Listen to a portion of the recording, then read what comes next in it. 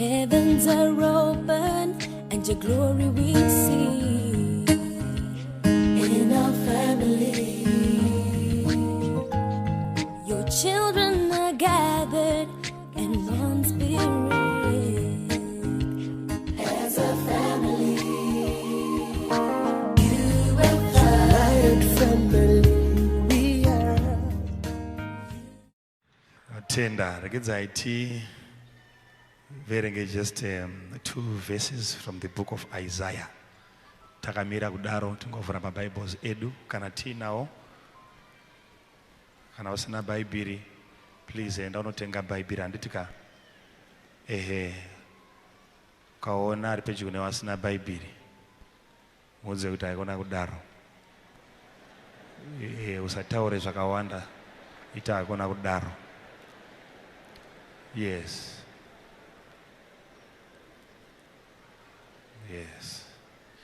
Chapter 14, verse 16 and 17 from the King James Version. 16 and 17. We are talking about influence. But I gave it a title when I was presenting it to my leaders. Daiti spiritual expansion. Saka ndofunga kuti ticharamba tichingoshandisa titles iwaya ari maviri, topics iwaya ari maviri. Kuti chii chinonzi spiritual expansion. They that see thee shall narrowly look upon thee and consider thee, saying, Is this the man that made the earth to tremble, that did shake kingdoms, that made the world as a wilderness, and destroyed the cities thereof, that opened not the houses of his prisoners? Mazvita. Titore nzvimbo dzedu. Mazvita praise team. Varikakomborere. Ngativaomberere.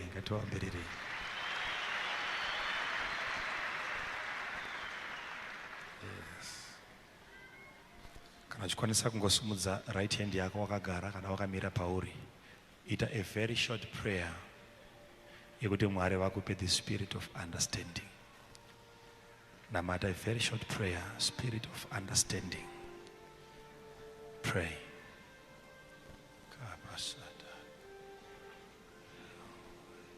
Tipewo mweya wokunzwisisa. Zvikuru zviripo. Nzeve dzangu idiki. Ndangariro dzangu idiki. Kudzaiwo meso angu ndione. Vhuraiwo nzeve dzangu ndinzwe. Chokwadi ichi chowanirwe nzvimbo mandiri. Tibatsirewo kugamuchira. In Jesus' name, amen. Ini ndikashandurawo approach yangu pakushumira nevanoteerera. Vanofanirwa kushandurawo approach yavo mukuteerera. Saka ndoda kuti mundipe nzeve dzenyu nemeso. Ndishumire muchinzwa uye muchiona. So mukushumira kunenge kuchiitwa. Panofana kuve an exchange inoitika from within. Yekuti if new information is coming to you and you already have old information which is no longer relevant to your current situation, when new information is coming to you, dzidza kureleasa, to let go of the old information. Zvinhu zvitsva kana zvichiuya mauri, regedza kukurumbidza kukakavara neinformation itsva iri kuuya. Igamuchire, ikompare neold information, uone kuti chaungarasikirwe nacho ndechipi. Nekuti old information yakudhonzesa makore namakore uchinamata, as sometimes my results asingafadzi. So if something new is coming, usati waramba chitsva, imbokanda doubt pa old information. Woti Mwari kana paide zvimwe zvandakafanonzwa ndikazvitenda. Asi nhasi mukazotaura zvimwe, ndoda kuti ndipiwe kunzwisisa kuti ndizive chokuramba nechekugamuchira, nekuti ndinodaro ndakabata pazvinhu zvaishanda kare nhasi zvisisashande. Ndikunzwika zvakanaka? Saka information painouya, usati wairamba ikompee nezvaunofunga kuti ndo zvechokwadi but zvisiri kushanda. Zviri kubatika? Saka ndoda kuti undipe nzeve dzako zvakanyanya unyasoteerera. Nyaya iri kubhuku yaIsaiah chapter 14 takatsanangura, ndichamboti pfuurei nepo kuitira vazhinji vanga vasipo. Overflow yedu yese ipapa yanga isipo, takatine yekoko yekurudyi kwangu nekuruboshwe. Saka kuitira kuti maybe tingobatana nevashoma vakanga vasipo, ndongotaura zvishoma tigopinda munyaya yanhasi.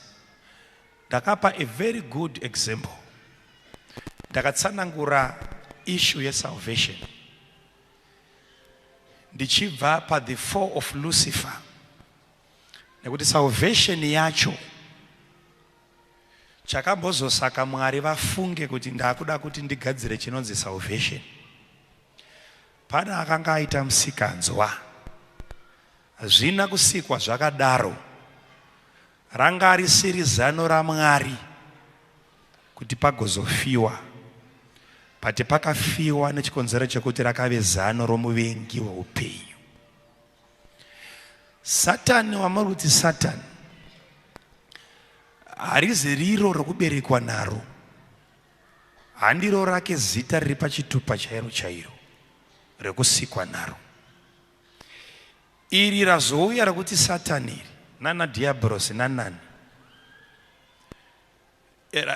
razita rebasa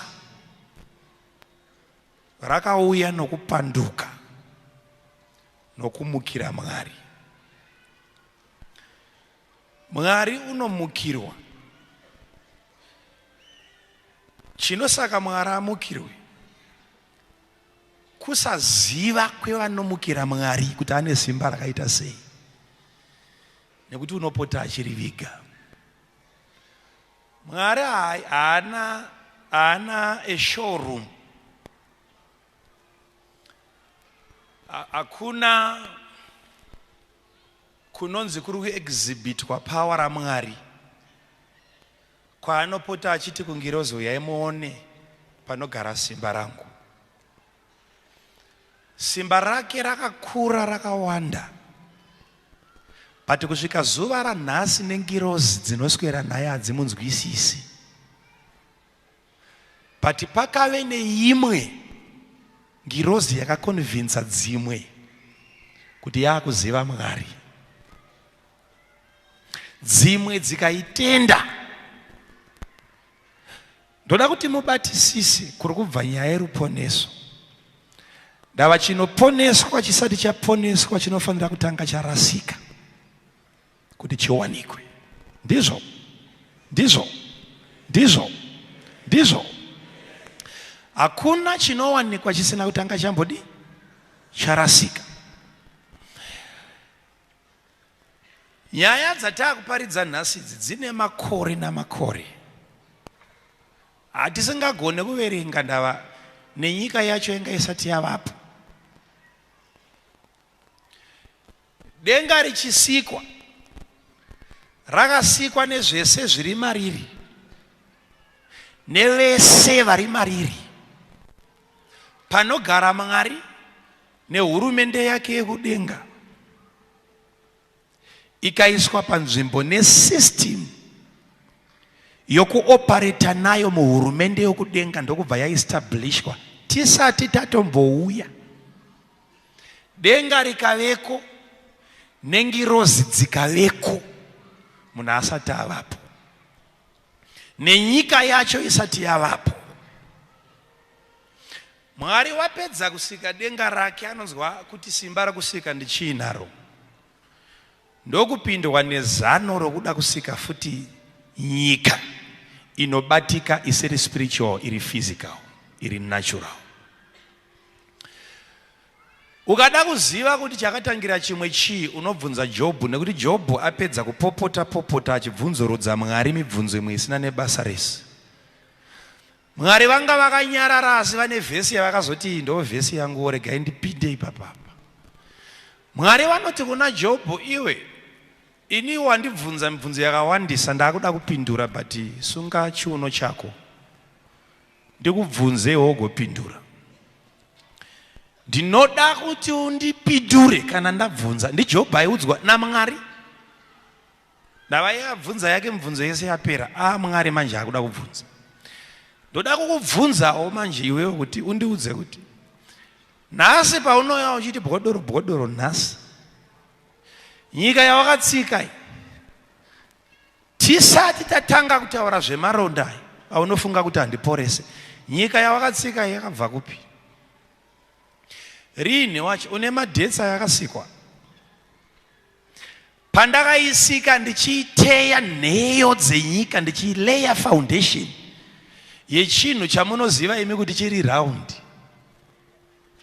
Iyo nyika yamugere iround ende ichitenderera futi. But pandakateya foundation yechinhu chinofamba, makanga muri kupi vaJobhu nemukadzi wenyu anopenga benzi remukadziri? Kana iwe vana vako vanoti vana vangu vafa, vanga vari kupi ndichiita zvese izvi? Sei uchida kufunga kuti unobatsira Mwari iwo wakapatika nyika yapera kusikwa usina kukumbirwa, usina kunzi ndibatsirewo? Hapana ari pano chero ukanamata ukatsanya sei, hakuna anobatsira Mwari kuita basa. Suduruka, Mwari agadzirisa upenyu hwako, anozvigona ari ega. Iwe wakamboda kufunga here kuti sei Mwari akatanga agadzira zvese ndokuzopedzisira nemunhu, kuti munhu anzwisise kuti hapana chaanoita?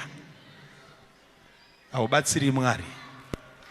Haizi nyaya yekuti Mwari wakadhileya chete kugadzira munhu, waida kuuraya kuzvikudza kuti kada paunopatika uchiona miti yakubereka, uchiona mhuka dzavapo nezvese zvapera nama, uzive kuti Mwari unozvigona futi iwe usipo. Saka tidzikamirei zvedu mutonhori munyasogara pasi kana maguta sadza tsvagai zvimwe. Hakuna anobatsira Mwari, Mwari vanozvigonera vega. Anoda kubatsirwa naMwari tisu.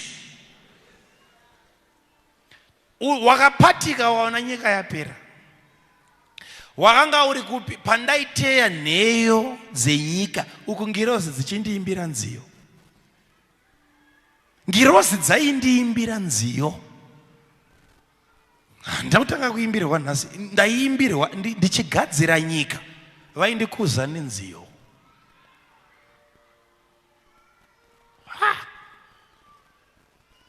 Wakanga uri kupi? Vamwe wachiimba ndichigadzira nyika. Uri kuona here kuti saka ngirozi dzakatanga kuvepo nyika isati yatombogadzirwa? Ndava payaigadzirwa vatumwa vaiimbira Jehovha vachimukuza iye achiita basa panyika rekutaura zvinhu zvichiuya. Saka ngirozi kana dzakaona nyika ichigadzirwa, batapa. Kana dzakaona nyika ichigadzirwa iwe usati wavapo, ndava iwe hauna kutangira nyika, wakatozobva kuguruva rakabva panyika yagadzirwa yeusipo. Zviri kubatika rezvo? Saka ngirozi kana dzanga dzakatarisa Mwari achileya foundation, Mwari pavaimeresa miti nekuisa nzizi, munhu akanga asingazvioni, asi kune vatumwa vaizviona, kusanganisira naSatani. Lucifer waizviona kunyange nepakavigwa goridhe, wakatanga kupaona Adhamu asati apaziva. Saka Satani akapinda mubhizinesi rekunzvengesa vanhu nemari, unorigona. Ndava payakavigwa naMwari munhu asati avapo aipaona. Lucifer was there. Saka business raLucifer kana akunzvengesa vanhu nepfuma unonyasorigona, ndava anoziya payakaiswa. Mozouya moparidza pano maakunge munotaura zvimwewo zvinenge zvisina musoro. Satani basa rake guru iko zvino panyika ndere kupesanisa munhu naMwari wake nemunhu nezvinhu zvake. Hakuna rimwe kana akazonzi afarisa sei, haana rimwe raachaita kunze kwokupesanisa munhu naMwari nomunhu nezvinhu zvake zvaakapiwa naMwari. Apedza basa. Akarova ipapo akapedza kana hovhorosa obvisa zvake. Haana rimwe basa kupesanisa munhu naMwari nemunhu nezvinhu zvake zvaakapiwa naMwari. Apedza. Apedza. That's it. That's it. Hakuna mumwe futi Satan unopfuura ipapapo. Munhu ngaapesaniswe naMwari, ngaapesaniswe nezvinhu zvake zvakabva kuna Mwari. Zvapera.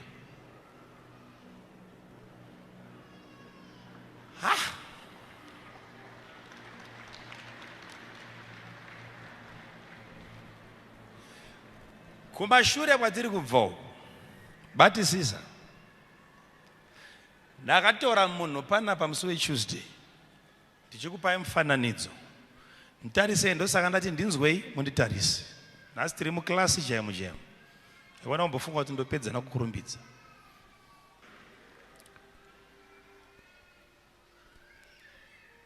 Nezita raJesu. Ona pidi kuti monera Buddha. Fau. Rimwe rinorova vanhu. Rimwe rinozvikuvadza nairo, kukuvadza mutumbi warakagara. Mondipfisirai panapa, handidi kuenda zvikazodii zvikadii, handimusiye. Madhimoni pane paasingateererwe, but pane pamwe paanotaura chaizvo zvemazvo. Ndamwe yetsvina inonyepa. But ine painotaura zviri kutoitika. Saka iwe regedza kuiteerera unless uchigona kudiscern pakati pechokwadi nenhema. Painonyepa tinopaziva, painotaura chokwadiwo tinopaziva, kunyange iri mweya yetsvina. Chii chinokonzera kuti unonzwa dhimoni richitaura kuti ina handidi kuti mwana uyu awane mari, ndakungoitira vanga vasipo. Handidi kuti abate mari. Shoko rokuti mari richitowanikwa richibuda pamuromo wedhimoni. Isinei nekudenga. Mari inozivikanwa nedhimoni kuti inongori $US chete. Kuti munhu uyu anzi awana inopfuura $100 zvichienda mberi.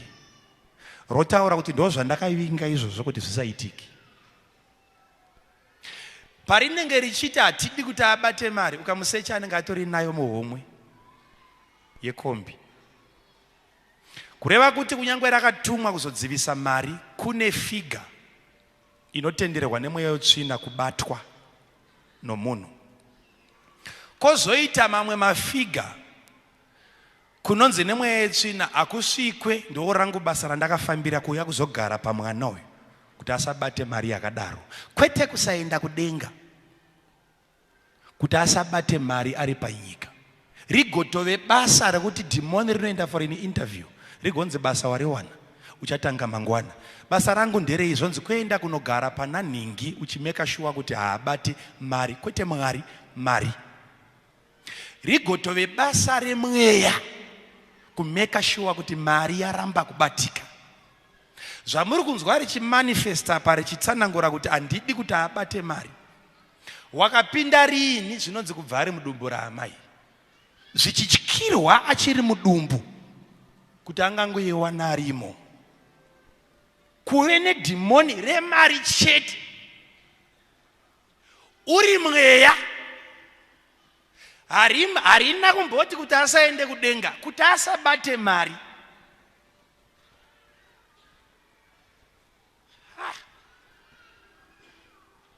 Ima hamudi kuzoribvunza kuti akaibata anoita sei. Ndopa mungadai mainzwirira manje ipapo kuti mukunyanya kuishaya mari ndo mukuzoguma munhu ashaya denga. Hamudi kuzoribvunzurudza ndava muzvigonawo futi. But teerera musha, hatidi kuti awane mari. Mubvunzo uchiti akaiwana anoita sei nayo.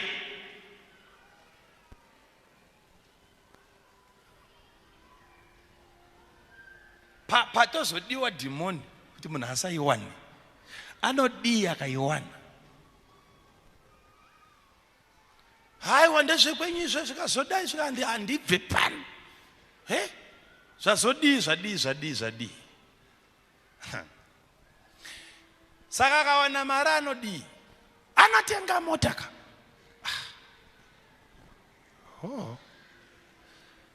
Saka muri kundiudza here kuti kusatengwa kwemotikari inyaya iri kufadza mweya yetsvina? Kufamba kwawaita uchiuya panapa usina yako, muri kundiudza here kuti inyaya iri pamwoyo wemweya wakaipa? Ndozviri kubuda kapanapa idzi kuti haitenge mota yacho. Inozivikanwa nemweya wetsvina kuti chero akaitenga haidhiraivha achienda nayo kudenga, but ipo pano pacho panyika mweya wetsvina ichiti hatidi kuti afambe nayo. Ndava inodii? Idhimonika here. Ndakati charamba ndichingopama ndichingodaro. Uyo wedhimoni haateedzwa uyu. Handeko vanhu vekuchechi. Ngatitorei mufundisi. Uyo manje akasunga tai ane sutu yemandorokwati nekupenyerera. Obata microphone. Otaura zvimwewo zvinenge zvinopesana futi nemari. Pobuda vhangeri inoratidza kuti zvekupfuma izvi hazvina nebasa. Aya mazuva aya akubva kumunhu watiri kuti waMwari.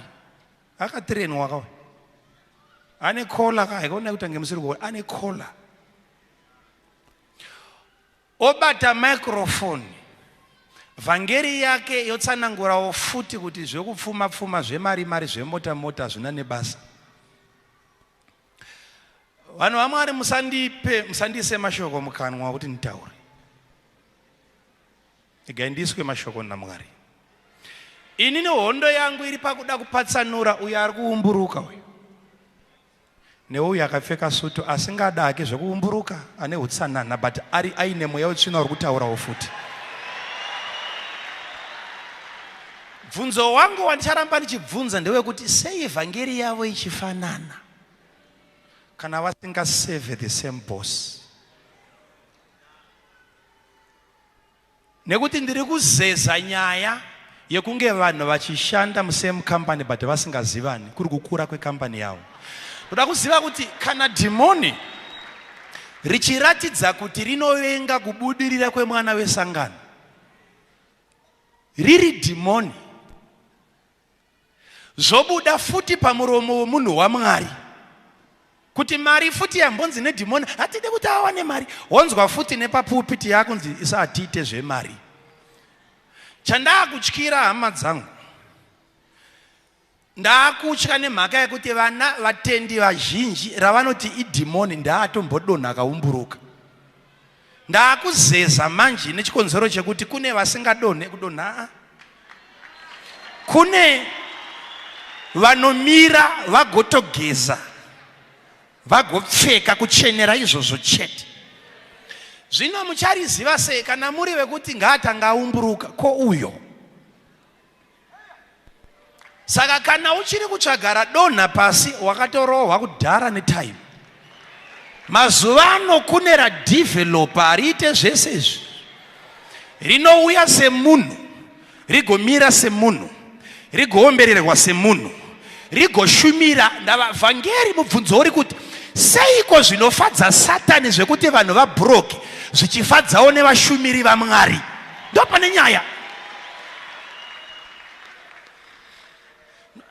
Hama dzangu, ndiri kutsanangura zvinobatikira. Makatanga rini ko naimi vashumiri kuti zvinofadza Satani ndizvo zvamunoshumirawo muchisapota? Ko kuenda kunoresearchawo kuti sei mweya uchivenga kuti muKristu abudirire?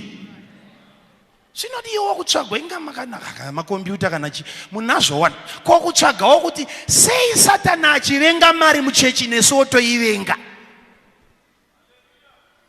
Dhimoni roti hatidi kuti aibate, newo wamirawo futi woti hatiite zvemari. Mabva kupiko vanhu tuimi?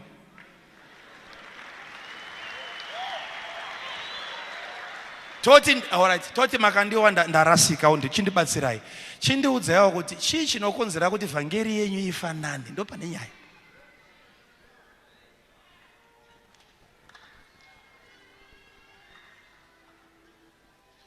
Ede rikuona kuti dhimoni raumburuka apa riri nani. Ndava tazorikunda nesimba raJesu nonzwa kuti ndaenda. Ko uyu munomuendesa sei kana ari yemuridzi wechechi? Haana zuva raanooneka. Dati muteerere, kune deliverance imwe inonetsa manje. Like hiyo iyi. Unoziva kuti anofanira kunge ari anodzingwa kana ari akudzinga.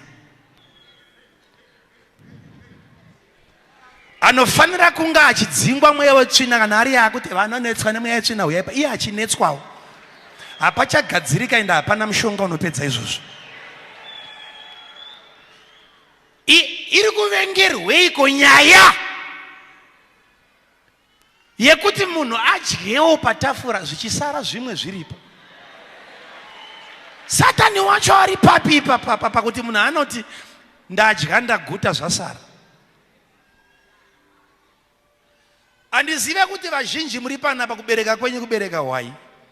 Kana ndiri nemoyo wangu haufare kuona vana vangu vachigeza maoko, ndichinyasoziva kuti havana kuguta.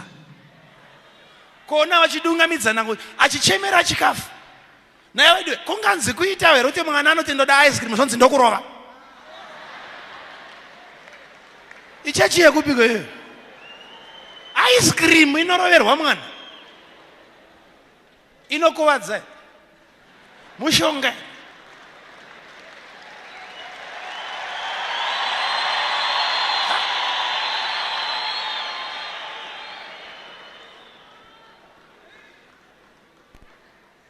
Ini zvangu Makandiwa nemweya wokubereka vangu vana panyama andikomborirwe kuona kachikabwira jombi remvura kuziva kuti akana kuguta kamwana, kuzviziva kuti vana varara vasina kudya handifari nekuipa kwese kwandakaita, but handifari kuti mwana wangu aziye nenzara.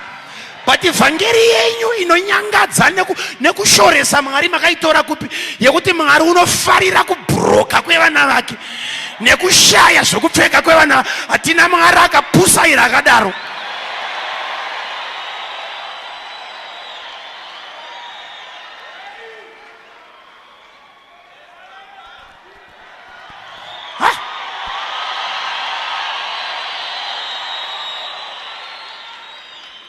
Iwe ndopa unoona kuti vanhu vanototi kana akatenga mota inotodhiraivwa kuendwa nayo. Pandakatengawo yangu ndakatoidhiraivha mva ndaenda kuna baba naamai ndikati mungazongonzwa kane vamwe taane umwe mudziyo. Vakati yowe. Ndokusumuka ndokunotanga kuitenderera. Vakati inga Mwari uyu unodii zvake uyu? Unoshamisa. Kunoiratidza mubereki kuziva kuti vamwe vese vangatsamwe nayo. But akandibereka hazviite kuti atsamwe nekubudirira kwandinoita. Ukaona anokuvengera imba yako kana mota yawatenga, haana kukubereka murevo wenhema. Zviti mubereki wako unomuziva kana watanga kubudirira. Munotsamwei kana zvakundifambirawo. Kana makandibereka. Bereki ndanoti temboinzwa vokwirawo ndoti arega tembofamba. Petro yototsvira izvozvo chete kuti mubereki ainzwewo. Zvino kubata kwako mari kana kuchivengwa nevanoshumira vhangeri vakakuberekera kupi? Mweya wokubereka unoonekwa pakupembera nemwana kana agraduatawo. Yes.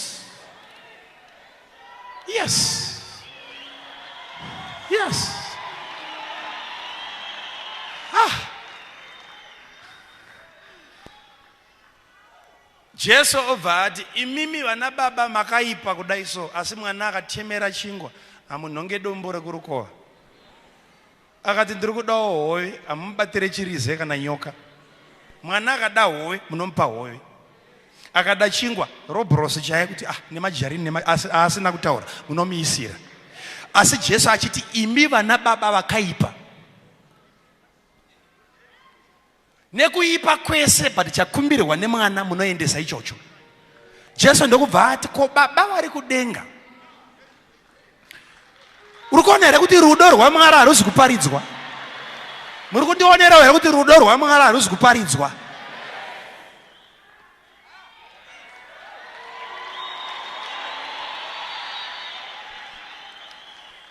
Usafunge kuti Makandiwa akanyanya kuoma musoro. Dai ndakanyasouoma ndaimbotendeuka. Kutendeuka ndine vhangeri yandakanzwa yakaparidzwa. Ndokubva ndatora yechokwadi but kune imwe yakanyepwa. Ina handidi munhu anoti zvaanoparidza nezvaanoita zvakasiyana. Kana wati kupfuma hakubvumidzwe, usatipakire Mercedes Benz panzara. Iwo mabhasikoro akazara uko netsoka dzawakapiwa naShe idzo.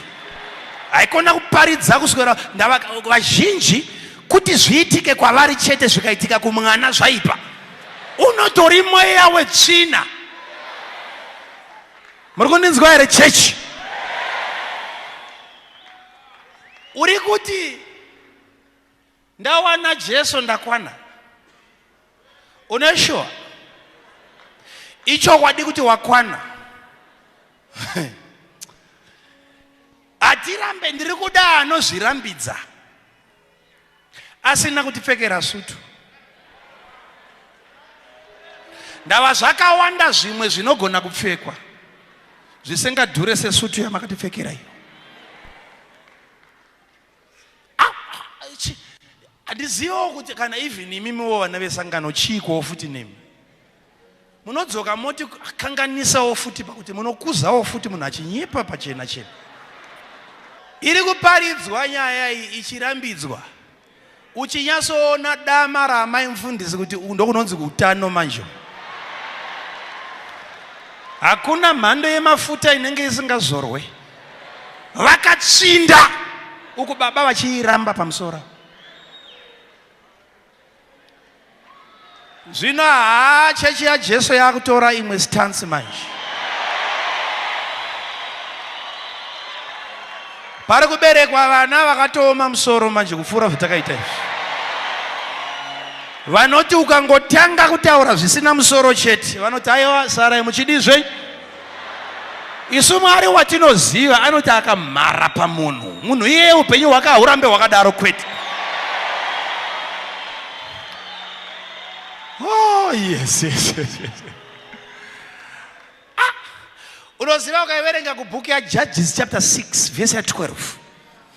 Gideon anovingwa nengirozi anonzi moroika vakuru veumhare. Gideon anoti matikudii zvikanzi tati mhoroi vakuru veumhare. Zvikanzi nengirozi Mwari anewe bata mushe. Matikudii zvikanzi ndati Mwari anewe. Gideon anoti mati Mwari aneni akati kana Mwari vaineni kominana yavo iri kupi?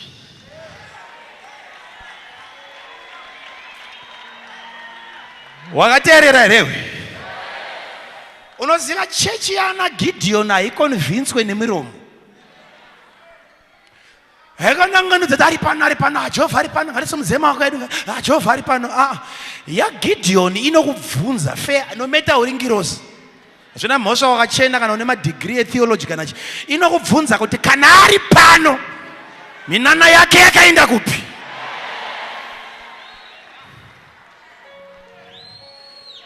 Nekuti isu vamwe katiri vazezuru kwatakabva kunyika uko kwaitwa midzimu.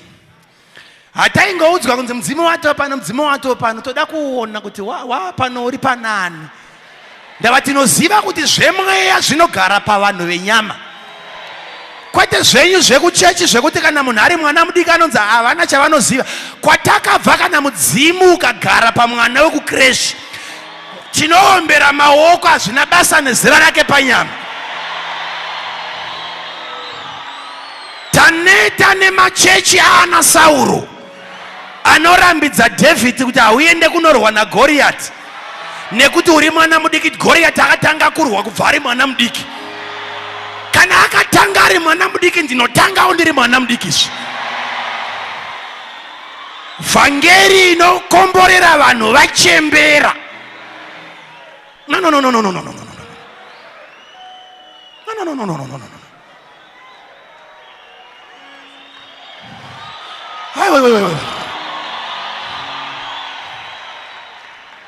Aikona kundiudza kuti Mwari aneni.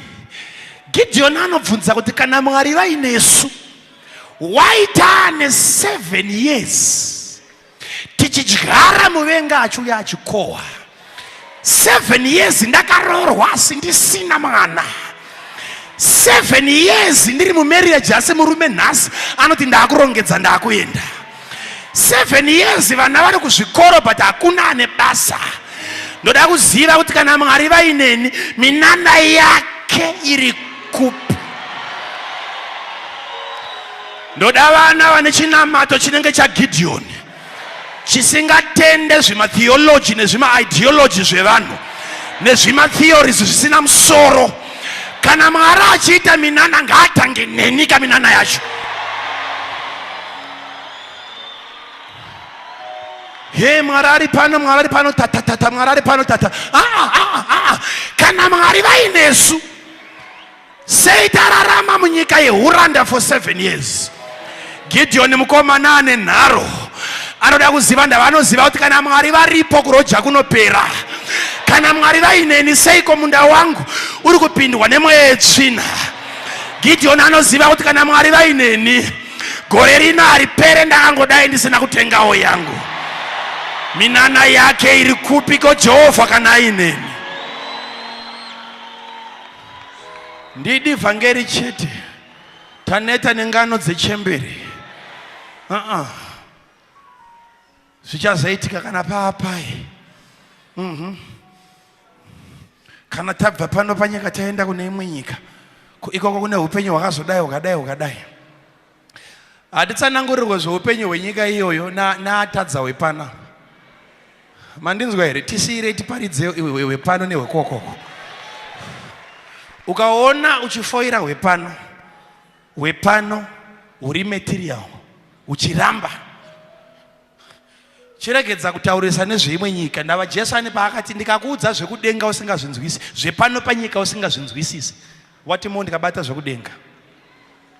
Jesu akatanga apepeta dzepanapa ndokudzipedza. Akati ndaane right yokukuudza dzokudenga, ndava dzepano ndadii zvangu ndapedza.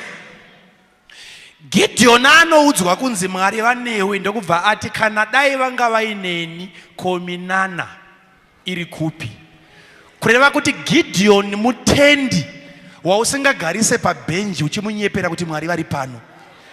Ndava one day uchazoti mwana uyu wesangano apanduka akuzvikudza, ndava achabvunza kuti kana vari pano iri kupi. Kwatakabva kwanga kuine chivanhu chiri serious hama dzangu. Ndiri kuzwika? Chekuti tete voice raipinduka kutaura sasekuru. Vanhu varipo ngoma ichirohwapa. Zvisina anopokana nazvo. Kunzwa kuti munhu panapa agarwa otoremekedzwa achipfugamirwa nekuti agarwa nemweya. Zvikubatika mushemushezvo? Yes! Ndokwatakabva. Zvino kuzonotiti njo pasina chinoitika, Mwari ari wenyaya chete, unzi ari pano. Aiwa kazvo. Tine varwereka. Ndo patinoonera kuti ari kupi? Ari pano. Gideon haumukonvinze nezvekukotaura. Ari kuitisa nharo kwete bishop ngirozi kuti dai Mwari ari pano ndaiziva neminana. Vamwe ndopa wotyira kunze vanhu vamazuva ano vakungoda zveminana minana ndo inotizivisa kuti ari pano.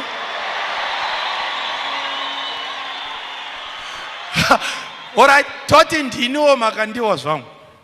Handisati ndaziva zvechechi zvine zvemweya, ndodawo chechi yokupinda. Chindiudzaiwo kuti ndonoiziva sei kuti ina Mwari. Kana ichitaura, vakadzidza vachitaura, mapoliticians vachitaura, chechi iwo ichingotaura. Chindizivisa kuti ndizive kuti kwandauya kunoko hakuzi kumusangano wematongerwo enyu. Ndoda kuziva kuti saka ndoziva sei kuti masiyana nevamwe. ikasave minana. Rona vhangeri yacho tiri kutiraya kuda kukorektwa nevasina zvinobatika zviri kuitika. Vazhinji vari kuti vanhu vanongozara eka vakanda vari kuteera minana. Nyamba minana iri kuuya kuno ndava iri kutevera isusu. Haikona kuti kotera mavhesa aya ndeedu. Hapana chenya. Jesu akati minana zviratidzo izvi zvichatevera vanotenda. Zvino mukazoya nhasi mukaona takaungana panapa haikona kufunga kuti tateera minana. Yakatoti tevera tisu takatanga kuuya pano. Takauya takadzungaira isusu. Takauya tiri vanhu vanga vasingazive zvavaiita isusu. Takauya tisina understanding yezvinhu zvaMwari. But ruzivo rwakatitevera. Ruoko rwaMwari rwakatitevera. Iko zvino tiri vapenyu vavengi vasingade. Nekuti minana yakatitevera. Tiri kuteverwa neminana. Gideon anoti ndinoziva sei kuti mune Yesu ipo pasina minana. Ndomuda mukomano uyu. Zvikanzi saka pakuita sei zvikanzi ko sei tiri kuroja. Ndiri mubako kai. Ndiri mubako. Thank God. Ane vhangeri yakambenga aparidzirwa zvikanzi naGideon. Ko vhangeri yataudzwa nemadzibaba edu yekuti Mwari une minana unovhura gungwa. Iri kupi nhasi? Tikati zvako Gideon. Wakatombowana kwazvaiparidzwa. Generation yemazuvano haina kwayakambonzwa kuti Mwari unoita zvinhu. Haina. Saka ndoziva sei kuti Mwari vari pano kana pasina a miracle yaperforma. Vakamira garai zvenyu pasi nditsanangure. Gideon anoti handirambe yamataura iyo. Asi kana Mwari varipo, maziviro andinaita pana Mwari pane minana. Do madzidzira andakaita ndiGideon uyu, madzidzira andakaita, maziviro andinaita, manzwira andakaita ndeyekuti Mwari akasvika musituation, a miracle will happen. He's a God of miracles. Pari kunzi Mwari wacho vari kupi? Miracle iri kubvunzwa naGideon haizi miracle yekuti uyu ari pauche ngaasumuke. Imiracle yekupera kweuroja. Ndio iri kunzi kominana yacho iri kupi? Sei zvese izvi zviri kuitika kwatiri kuti tinoshanda asi mari yacho hatiione. Tinomukira but hapana chinomira muupenyu. Ndo panovhura muromo achitsaka minana yacho iri kunzi minana yacho kusumuka kwerombe, kuregedzwa nemweya wavaMidian. That's a miracle. Yekusumuka kwerombe, it's a miracle. Hainde iyo yaubve panapa usina kuitirwa, inotoitika, it's a miracle. Ipapa pane ndichiparidza apa unongotsvaga anongori nemhepo dzekwaGideon chete. Anoti usandiudze kuti Mwari unoita iye asina kundiitira. Usandiudze kuti Mwari varipo ndisingavaone mumba mangu. Ndoda kuona ruoko rwake rune simba in everything that I'm doing. He's a miracle working God. Miracle working God. Mwe pastor akandamatsira mwe munhu angaine mweya wetsvina. Ndokubva zvanetsana ipapo. Kakara. Zvaramba adzoka futi. Kakara kusvika yacho nyaya kutozivikanwa kuti munhu anetsa uyu ari kungouya ari kungodzokera akadaro kusvika azorifeya munhu uye zvikanzi enda unoona uyoyo murefu uyu akunamatire. Ndobva andivinga zvikanzi ndakatorifewa nanhengi. Ndikati nani? Zvikanzi nanhengi. Achirifeya kuti ndidii? Zvikanzi hanzi ndimi munotogona kundinamatira. Ndikati dzokera ka umuudze kuti ngaanyatsokurifeya ari papulpit, ngaabate microphone audze vanhu ndakurifeya uyu uku.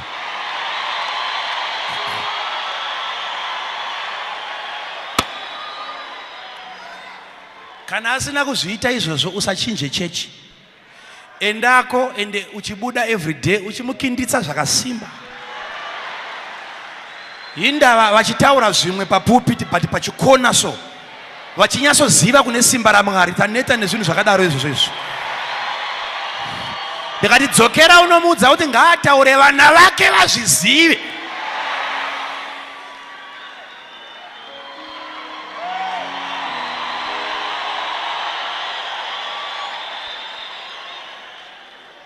Aiwa chatochinja chifundisi chacho baba. Sakutoparidzira kuuya.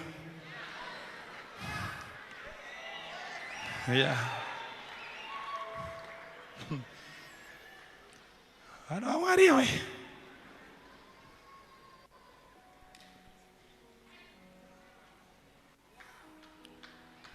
Mwari ngatibatsire. Ati Mwari ngatibatsire. Nevanhu vanotaura zvimwe kumwe. Pakawanda vanhu vanotaura zvimwe. Kana pakona potaurwa chi? Zvimwe. Tidaro. Atidaro. Oh. Gideon anoti pasina munana shamwari buruka zvakudzokere. Zvamwari asingaite minana ini chechi handidi zvangu. Andipindai mega. Wandinoziva kana ari anonzi anotsemura gungwa ko nhamo yedu iyi. No matter ndasuffer for 7 years ndine same problem. But Gideon anoti pa service yanhasi ndoda information. Inonyasondibudira pachena kuti Mwari wacho ari papi. Kana nyaya yangu isingagadzirike. Minana yake iri kupi? Uko machiti minana inane basa rese. Minana yakazoda ikadai. Gideon ari kuti ko ari kupi kana pasina minana. Vanoziya Mwari wavo.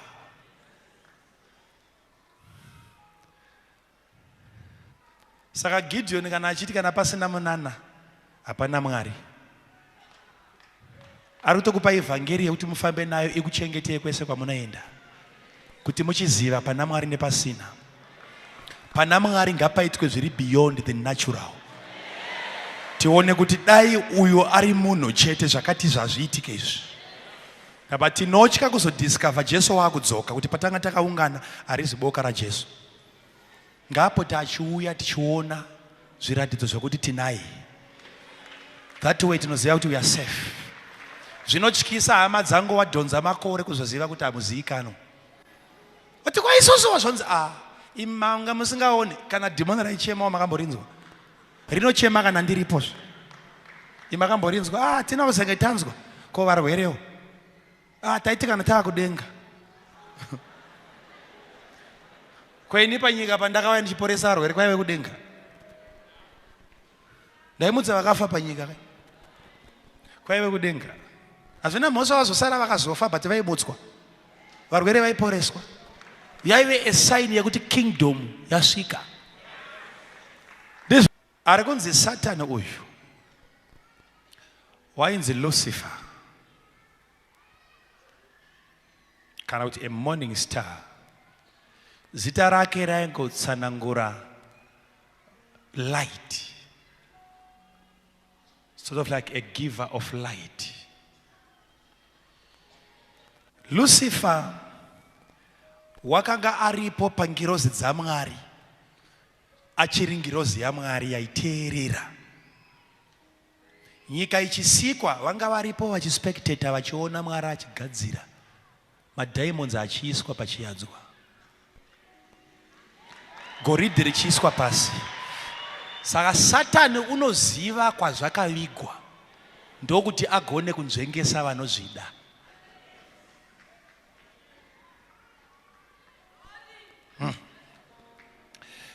Satani ndokuzomukira Mwari. Ende Satani chinoshamisa paari ndechekuti wakamaneja kuconvince a third yepopulation yema-angels. One third.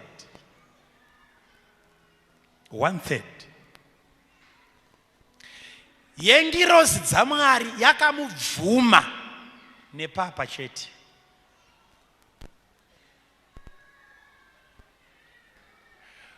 Unoziva scripture pandakatanga mukandifollowa kakanyanya muchaona kuti ndinorifeya kakanyanya kuscripture iyi. Scripture iyi ndakandiri munhu anga asina basa nayo zvakanyanya stereki. But ndakaipiwa after ndabvunza Mwari mubvunzo wokuti how should I pray, how should I fast kuti pasave nemweya wokumbukira. Ngati ndiudze Mwari kuti ndonamata sei ndotsanya sei kuti pasave nemunhu anozoti ndakuda kumukira Makandiwa. Tobva ndapiwa scripture iyi. Tobva yangonzi bhanda papanyana the fall of Lucifer. Ndikaita madays ndisingazivi kuti zvikureve chii. Kusvika Mwari wazodzoka futi kuzondibatsira kuti hapana munhu anogona kutsanya agogona kunamata kusvika waita umwari hunopfuura hwaMwari. Kana Mwari aine umwari hwake hwaainahwo saMwari but achigona kumukirwa. So Mwari waingondiudza kuti iye haitsanyirwei, hainamatirwei. No matter wazodzwa zvakaita sei, kana inini ndakamukirwa naLucifer, kumukirwa chikafu chebasa. Zvinonzwika zvakanaka. But Satan wakagona kudeceive 1/3. Can you imagine? Kugara pasi nengirozi odziudza kuti ndinozvigona zvinoita dzoti tichakupa support.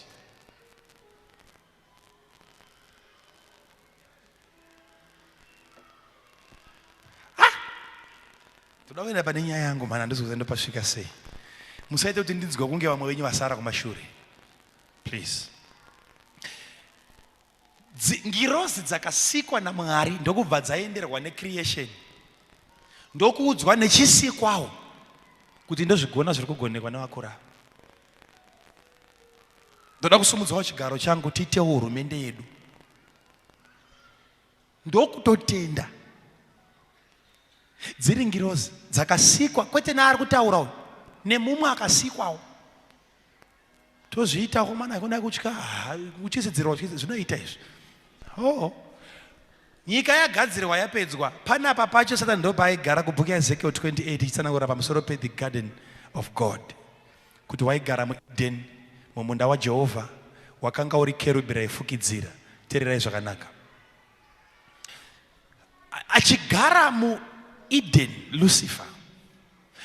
Garden ramunozoti makagara Adamu mukazo Adamu haana kutanga iye kugaramo. Rinonzi Eden rekutanga rakagarwa naLucifer ndoyanga iri headquarters yake. Kwaiti kana apedza kuimbira Mwari waiburuka kuuya kuzotora break ogara in this physical realm.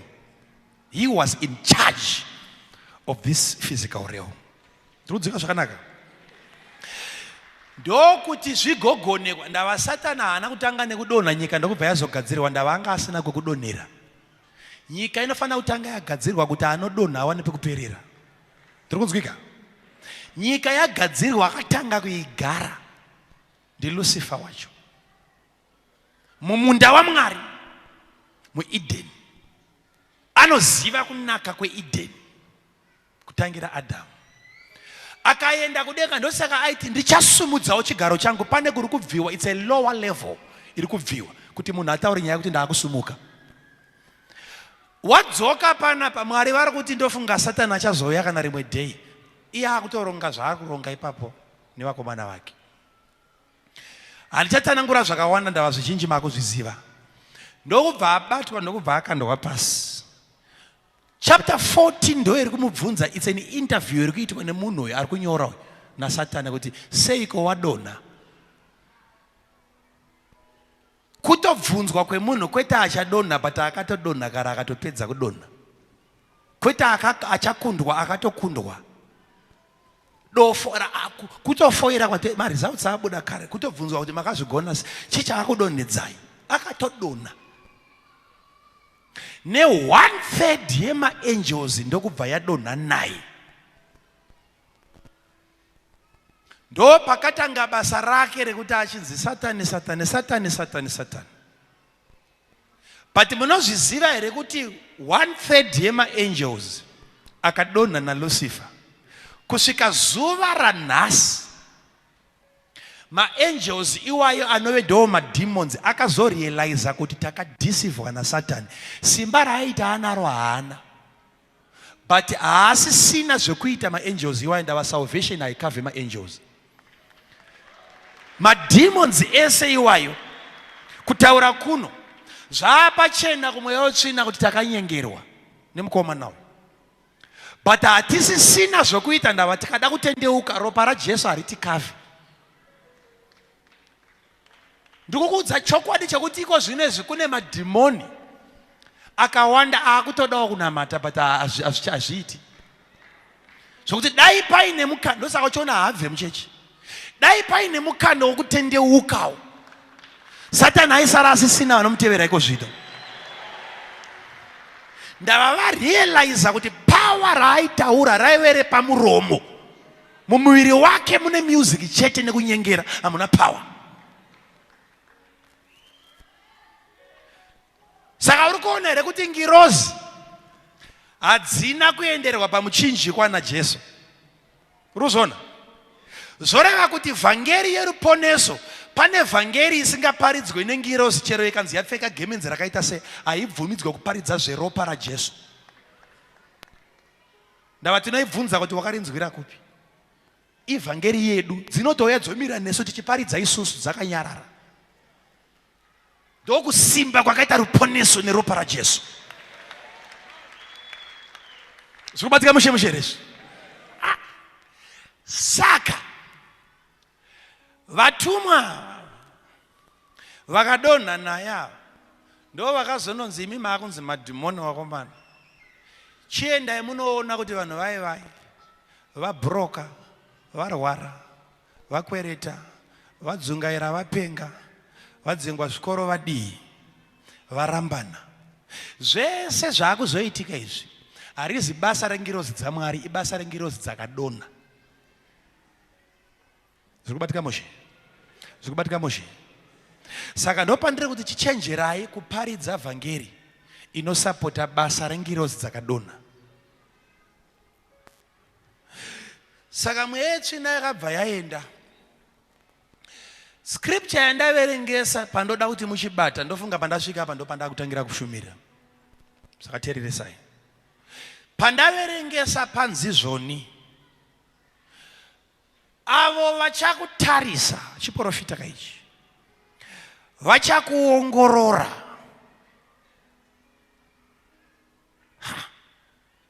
vagoti ndiye here uyo akanyengera marudzi? Ndiye here wakakonzera kuti nyika yese idengenyeke? Wakadestroya macities?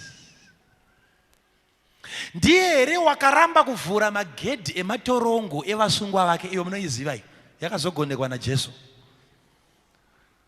Waenda kumwoyo wenyika ndokunokinura akati ana Abrahamu chibudai. Akaramba nemakii, mukomana akavavharira kubva. Vese vakafa muOld Testament vainamata zvakaita sei, wainovavharira. Jesu akati handiitirwe yakadaro. Achifa pamuchinjikwa, dati muone zvimwe zvinoitwa nemuchinjikwa. Wakaenda pasi kumwoyo wenyika ndokunovhura magedhi evainamata vanga vakavharirwa. Ndonga ndakaitsanangura pa the gates of hell. Tichiri uko pa the gates of hell, ukaona gates of hell ritore uriteerere. Ndakatsanangura zvese nepanonzi pane Sauro wakazoenda akanoenda kune imwe n'anga, ndokubva anobvunza akati ndidedzerewo Sameri. N'anga iyi ndokubva yadedza Sameri, ndokubva abuda. Zvikanzi koseko wandinyengera zvikadii. Nonga vanhu vazhinji vakambonzwa mubvunzo iyoyo, chinzi koseko Sauro akaenda kun'anga, but n'anga ikanobata muprofita. Akatouya Sameri iri n'anga. Hameka makamboinzwa kana makamboibvunzwa iyoyo. Takaitsanangura iyoyo, saka kana DVD roro. But in short, ukaverenga zvakanaka panonzi ndokuona Sameri achisumuka. Kureva kuti waibva pasa. N'anga yaizvigona mazuva iwayo, nekuti kana munhu waiti akafa chero achinamata, waibatwa naSatani oendeswa kunzvimbo dzavaichengeterwa, vokirwa imomo. Kusiri kudenga kune nzvimbo yavaichengeterwa, prison yavaichengeterwa naLucifer. ndava Lucifer aiti handiregedze vanhu ava chero vainamata but ropa ravo rine chivi, mubayiro wechivi ndorufu. Rufu is separation from God. Saka Satani aivatora vachengeta achimirira ropa risina mhaka kuti avaregedze. Ndava imi Mwari makati anotadza ngaafe. Rufu rukuru kuparadzaniswa kwemunhu naakamusika. Zikubatira zvakanaka izvo. Saka Satani aivachengeta. Zvino Sauro akaenda kun'anga akati ndokumbirawo kuona Sameri. Ng'anga na Satani same department. Ng'anga inogona kunokumbira Satani kuti pana nhinga akumbirwa i-visiting hour kujeri. Saka kwairiliswa munhu saka panonzi Sameri akaonekwa achisumuka achibuda panyika. Kukumbirwa neng'anga ine ukama na Satani kuti mbondipaiwo musungwa nhingi ari kukumbirwa kuno. Zvaigoneka mazuva iwayo Jesu asati aenda kunovabvisa uko. Zvikubatika zvakanaka izvo. Ameno ndofunga ngopfuurawo nepo. But ndoda tumbatisise nyaya izvi zvakanaka. Panzi, they that look on you shall narrowly. Meno dzika muchigona kudzosera vhesi iyo ya. Mukaonera. They that see thee shall narrowly look upon thee and consider. Yamba kutsanangurira Satani vazhinji hatimuzivi. Avo vachakutarisa vachaita ukazwa panzi narrowly, pane kutotiraya kutoita kutobhenekura chaiko. Pari kunzi they that look upon thee, they that see thee shall narrowly look upon zvinetenge Satani ari height iyi. Vachakutarisa vachaita zvokutotsvagiridza kuti ari papi. Zonzi vanhu venyika vachabvunza kuti ndiye here Satani wacho uyu akanyengera vanhu uyu. Apa please kana uchigona kana kubata gotsi kana chinyasonitereresa ndopane nyaya. Vanhu vachatarisa Satani vobvunza kuti ndiye here akanyengera nyika. Hondo dzese dzakaitika, nema dzese nekurwa kwese kwemachechi, muri kundiudza kuti nezera rake. Izvozvo ngazvichikupa a better picture of the devil than yauinayo. Satani haashamisire kana one time. No matter Satani mweya, but mweya une body. Book ya vakorinde uti kune mweya, kune miviri yemweya kuita miviri yenyama. Ndizvo ka? Satani ane mweya, but ane body. But body yake ukaiona. Mkomana. Dai kwaiwe kufungira kuti angave mulevel ipi, maybe form 2, form 3 somewhere there. Pakuonekwa kwake.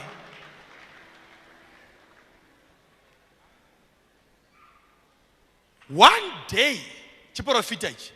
Vanhu vachapiwa mukana wokunzi Satani uye chuye mumuone. Vanhu vagoti abatwa.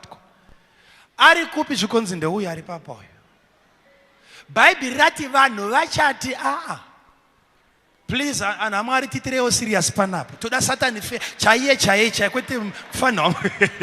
Dauti uone zera rake chete. Pari kunzi vanhu vacharamba. Nezvakakaita izvi kanganzi ndo kakazviita. Vanhu vachavhunduka. Mazuva okupedzisira mukana wokuona Satani wavhurwa. Vachati kwete tiwigirei mumwe. Kudemba zvezve kuti vanhu vanenge vachati vakamanaka. Dai Mwari matipa mukana wokudzokera panyika andaimboitisika kupombwe nechikamunhu kakadai so akaka. Unenge uchakumbira kudzokera panyika kuti saka alright kana Satani aine body diki kudaro yekuti vanhu vachaita narrowly look upon him. Saka power rake riri kubva kupi? Ndoenda utsanangurira mwana waMwari ndikudze pane power rako iwewe.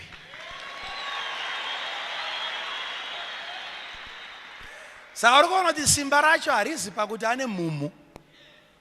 Body yacho ndeye kutoti they will narrowly look upon him and consider. Kuti is this the man?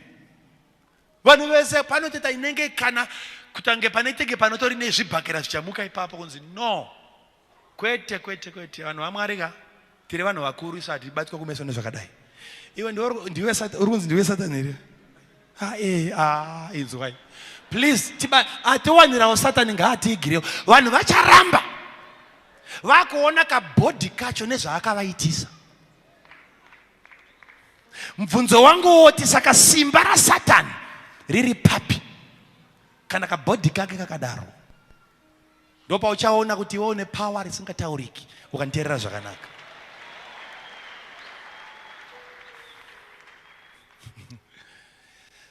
Saka simba rake riri papi kana bhodhi yake iri diki? Satani number 1 akasikwa haana kusika. Number 2 ari limited, haana ma-attributes anenge aMwari. Satani haagone kungove pese pese nguva yese, anogona kungove panzvimbo 1 panguva imwe chete. Hazviiti kuti ave kwese nguva imwe chete sezvinoita Mwari wedu. Iro ipawa raMwari wedu iro. Ende Satani pachezvake anga asingazvizivi kuti Mwari ane pawa iro, ndosaka aizvifunga achifunga kuti Mwari haapo. Haana kuziva kuti Mwari ari kwese. So Satani haagone, hazvishamise kuti muZimbabwe anogona kunge akangoyaka 1 chete upenyu hwake hwese. Satani ane dzimwe nyika dzaasati atombosvika, but kuchiitika usatani ikoko da kutsanangura pawa rake. Vanhu havaite usatani nekuti iye auya ikoko. Kunogona kuitwa usatani iye asina kuendako. But teerirai, ngatiitei research nhasi. Toda kustadha kuti saka pawa rake riri papi. Saka muri kuona here kuti kubva tichikura takanzvengeswa kuziva Satani wacho, vachidza kuti I don't care, ndabasa hakuna tsoro nyinyi kutsina temo nudza za Satani, nudza za Jesu chete. Paulo anoti we are not ignorant of his devices. Paulo hakuna kutaura kuti we are not, ndiwe wega pamwe vamwe vari ignorant. Kungotaurawo zvokungobatanidzirawo neso kuti we are not ignorant of his devices, but kune chechi iri ignorant. But mubvunzo uri kuti ko chechi ikave ignorant nema-devices aSatani, chii chinoitika? Disaster in the church. So kuti tizive ma-devices aSatani ngatidzidzei Bhaibheri. Saka simba raSatani riri papi? Simba rake riri papi? Simba rake riri papi? Riri papi? Haagone kuve kwese. Izvozvi pasevhisi ino anogona ngasipo, haapo. Panapa Satani haapo. Urikuzwika? Okay? Kana achilimitwa nebhodhi yake kunzvimbo 1 panguva iyoyo, chii chinokonzera kuti kumwe kwese kuve neusatani iye asiko?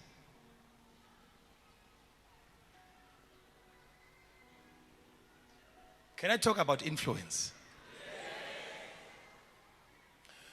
Unoziva here kuti kune vamwe vanhu vaamunguva iko zvino zvekuti vapedza kuparidza zvimwe zvese izvi havasisina zvimwe, vakuparidza nyaya yekuti haikona kungopomera Satani. Ndakainzwa kakawanda zvinzi hakuna mama anongopomera Satani, chese chaangoita angoti Satani, chese chaangoita angoti Satani, angoti Satani. Zveshuwawo zvichidawo pamwe hadu nyaya kuramba achingopomerwa, but kuzove mushumiri anoreverera Satani, kuzvipira kuti pavhangeri yangu nhasi ndoda kuti vanhu varegedze Satani. Ndopanenge rine mubvunzo wangu chete ipapa kuti vanhu vaMwari muri kushumirana kusvika pakudhifenda kuti haikonai kumudaro. Ndechipi chimwe chakanaka chaakamboita? Haikona kungoti Satani pese pese, Satani pese pese, pamwe pacho haatombozviziva. Haumuzive ndiwe, haumuzive. Kana kutsanangurire kuopareta kwaanoita. Hakuna chivi chinoitwa zvisina involvement ya Satani, directly or indirectly. Hakuna. Hakuna. Kana akasavepo, haapo physically, but aripo in terms of influence. Hakuna. Munodirei kumudhifenda? Indotofunga kuti zviri nani kuparidza vhangeri yekuti ndiye akonzera zvese. pera tompomera zvina basa nezvamunofunga kuti haana kuita ndiye chete zvapera izvo unodirei kudhifenda mweya utsvina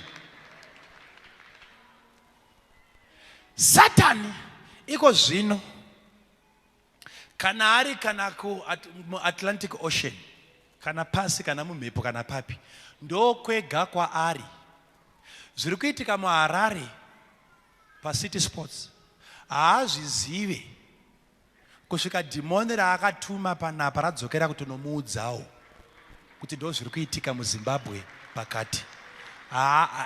He is not omniscient.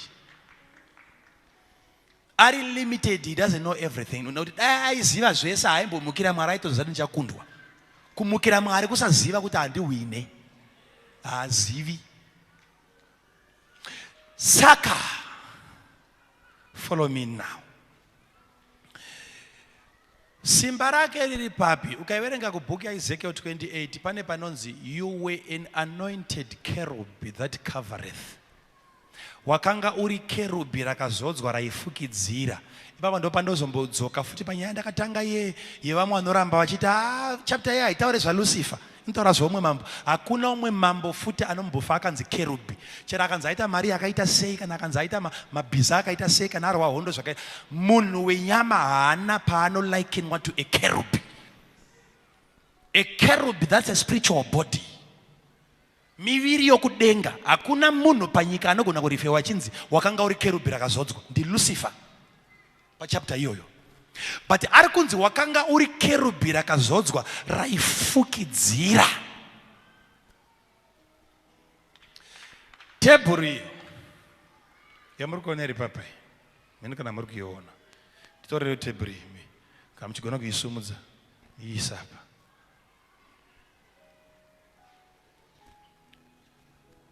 Ise apa. Right. Tebhuru iyi ngatiti ndo yakanga iri areka yesungano.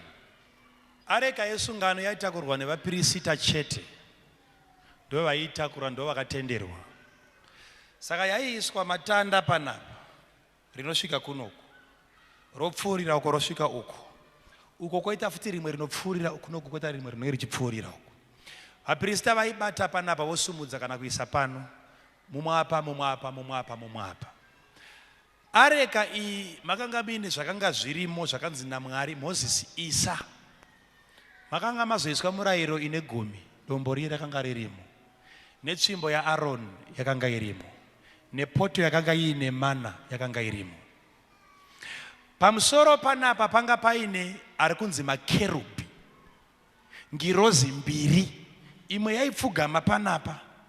Yosumudza mapapiro ayo yakafukidzira. Panzvimbo pasenda pano painzi paMercy City panapa.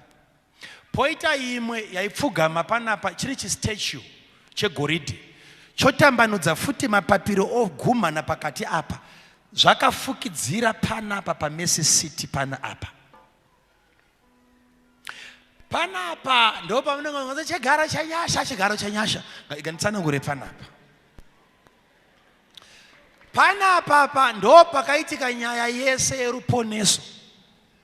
Ndakamboiunza rega ndiunze futi ndakakuudzai kuti tichada kudefine almost everything this time. Paye patinoti takatengwa neropa hatina kutengwa nezvinoora nekudini. Ndakambokubvunzai kuti takatengwa kubva kunani. Ndizvo. Vanhu vanonzi takatengwa kubva kupi? Vazhinji vanotenda kuti takatengwa kubva kuna Satani. As if Satan ndiye waititengesa. Satan anga asingatitengese. He wasn't ready to let us go. No. Uye kana takatengwa kubva kuna Satani tichitengwa neropa, ropa raifanirwa kusara kwa Satani. Ndo kunonzi kunyasotengeserana chaiko. Ndizvo ka? Saka kuti tizive kwatakatengwa tinofanira kutresa kwarakanosara. Okay? Jesu achifa anoenda kutebhenekeri yechokwadi. yakaonekwa naMoses ari pagomo ndokunzi waiona here chechi iyo? Zvikanzi ndaiona. Zvikanzi chienda unovaka yako. Ndava yedu kuno yakatopera. Waiona? Kati ndaiona. Zvikanzi chienda unovaka yako yematende. But uivake yakangoita seyawaona, kureva kuti kudenga kune yakadaro kuine areka futi iriko. Moses ndokunokopa semaonera akanga aita yechokwadi. Saka pakazouya Jesu, mupirisita wechokwadi, waifanira kuzonopinda mutemberi yechokwadi. Ndokubva atakura ropa rake rechokwadi, kwete remakwai kana rembudzi. Ndokunopinda mutemberi yechokwadi yepanyika, ndokubva yabvaruka eze saini yekuti pane kwapindwa Samuel. Jesu achipinda semupirisita mukuru anopinda kamwe chete. Wakaenda kunoisa ropa apa, ndava ndopa vaiisa vana Aaron, vaiisa apa paMercy Seat. Raimwai wakwese ukorosodzoka rombva ranzi panapa Mercy Seat panapa. Raiswa panapa zvonzi vanhu varegererwa zvivi zvavo zvese zvavakaita pagore. Ndava ropa remhuka raiswa apa. Parikuiswa ropa apa, datobata, parikuiswa ropa apa. Parikunzi paMercy Seat, bata varare kuti seat. Panofanira kunge paine chinogara ipapa. Chiri kudhimanda ropa. Mwari paakati mubayiro wechivi ndirwo rufu, ndo pakagadzirwa imwe mhuka inonzi justice. Mhuka inonzi justice. Mwari paakati mubayiro wechivi kufa, paakazvitaura vanhu vakufanirwa kutofa kana vakaita chivi. Uri kufollowa here? Uri kufollowa? Saka munhu akatadza, justice inotaura kuti ngaafe, nekuti Mwari makati mubayiro wechivi rufu. Saka kwatone mhuka inomeka sure kuti kwafiwa kana kwatadziwa. Saka ndo yaigara panapa, paigara justice yaMwari. Yaidhimanda ropa kuti kana vanhu vatadza ngavafe. Saka ropa riri kupi gore rapera, voenda vonopa justice yaMwari blood. Justice yaMwari yodzikama yoziva kuti at least kwafiwa, ndava Mwari vakataura, Mwari havada kunyepa. Saka Mwari havana kugona kuda kurivhesa shoko ravo kuti enda munobvisa justice apa ngaachibva vanhu ngavachingonamata zvakadaro. Kwakatonzi ngakuchienda Jesu ane ropa risina mhosva, aende kunoisa ropa iroro kujustice yangu, kushoko randakataura kuti kana pakatadziwa ngapatofiwa. Jesu ndokutora ropa rake ndokuenda naro mutebhenekeri yechokwadi, ndokunoisa ropa rake apa. Ndo patakatengwa from the justice of God. Ndokudzika zvakanaka. Right? But pane panonzi neBhayibheri bhuku yaIsaac, handisi kuparidza iyoyo apa, nokuda kutsanangura ndichipfuura. Panonzi wakanga uri kerubi raifukidzira. Uri kuona zvakaita mutumwa uyu akapfugama ndokubva dai mapapiro. Satani obva anzi iwewe futi wakanga uri kerubi raifukidzira, kureva kuti Lucifer even paipota achiburuka panyika, achikwira achiburuka panyika, rimwe remabasa ake nderekuti anga aine mamwe masecrets aMwari aiziva but mashoma. Aipota achifukidzira. It was like a covering of some certain secrets. Wakanga uri kerubi rinofukidzira. Uri kufollowa? Wakanga uri kerubi rinofukidzira. Asi ndokubva wazviyengera, ndokubva wazviita Mwari, ndokuda kuzvisimudzira, ndokubva wadonhedzwa, ndokubva wabvisirwa. But Satan tida kuti ufollowe, haana chipo chaakatorerwa kubva musi waakadzingwa, akadzingwa zvipo zvaakanga ainazvo achinazvo kusvika nhasi. But patiri kurasika manje isusu seimba yaJesu ndepapa.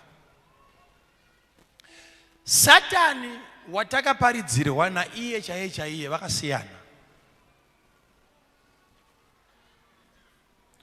Satani iye wacho fear newatakaparidzirwa vanhu tu vakatosiyana. Zvokuti Satani wacho fear akakuwana naye muchiparidza muchiti tiri kuparidza iye, anototi ameno Mwari kutaurwa.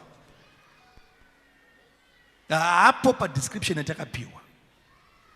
Unoziva here kuti kubva tiri vana vadiki, picture yataipiwa ndeyechimunhu chine nyanga chakabata foko. Nendizozo. Chero wazokura chero kwanza wachena musoro pikicha yeye inonetsa kuti uibvise. Unongona chinechi nyanga. Zvokuti Satani akazoya ari iye nemanakira akaita. Vanhu vanogara naye muchechi dzavo vakadya naye. Vakamirira nyanga dzisina scripture. Nyamba vakatiparidzira Satani vaida kuti anyangare stereki. Tizvizive kuti akaipa tisamufarire. Tagara hatimufarire. But takapiwa picture is serious zvekuti even paunenge uchinamata uchimurebuke, you have got a wrong picture in your mind. Ndosaka Satani haaende no matter how much you pray. Uri kudzinga the wrong person.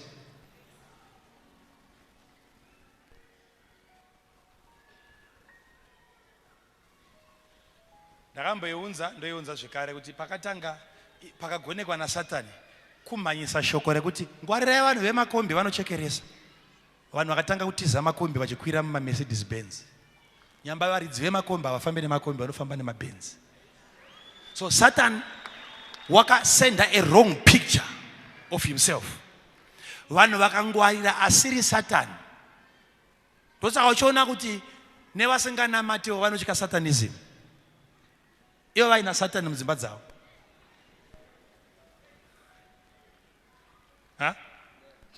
Haanamate but anotya zvinhu zvaSatani. Ndozvirumba mako ndoupenyu hwakozve. Saka Satani wakatungamidza picture isiriyo ndokubva yaseculator zvikanzi mukaona uyu tizai uyu ngwarirai musamupe mukana mudzimba dzenyu. Vanhu ndokubva vatendera chaiye mudzimba dzavo.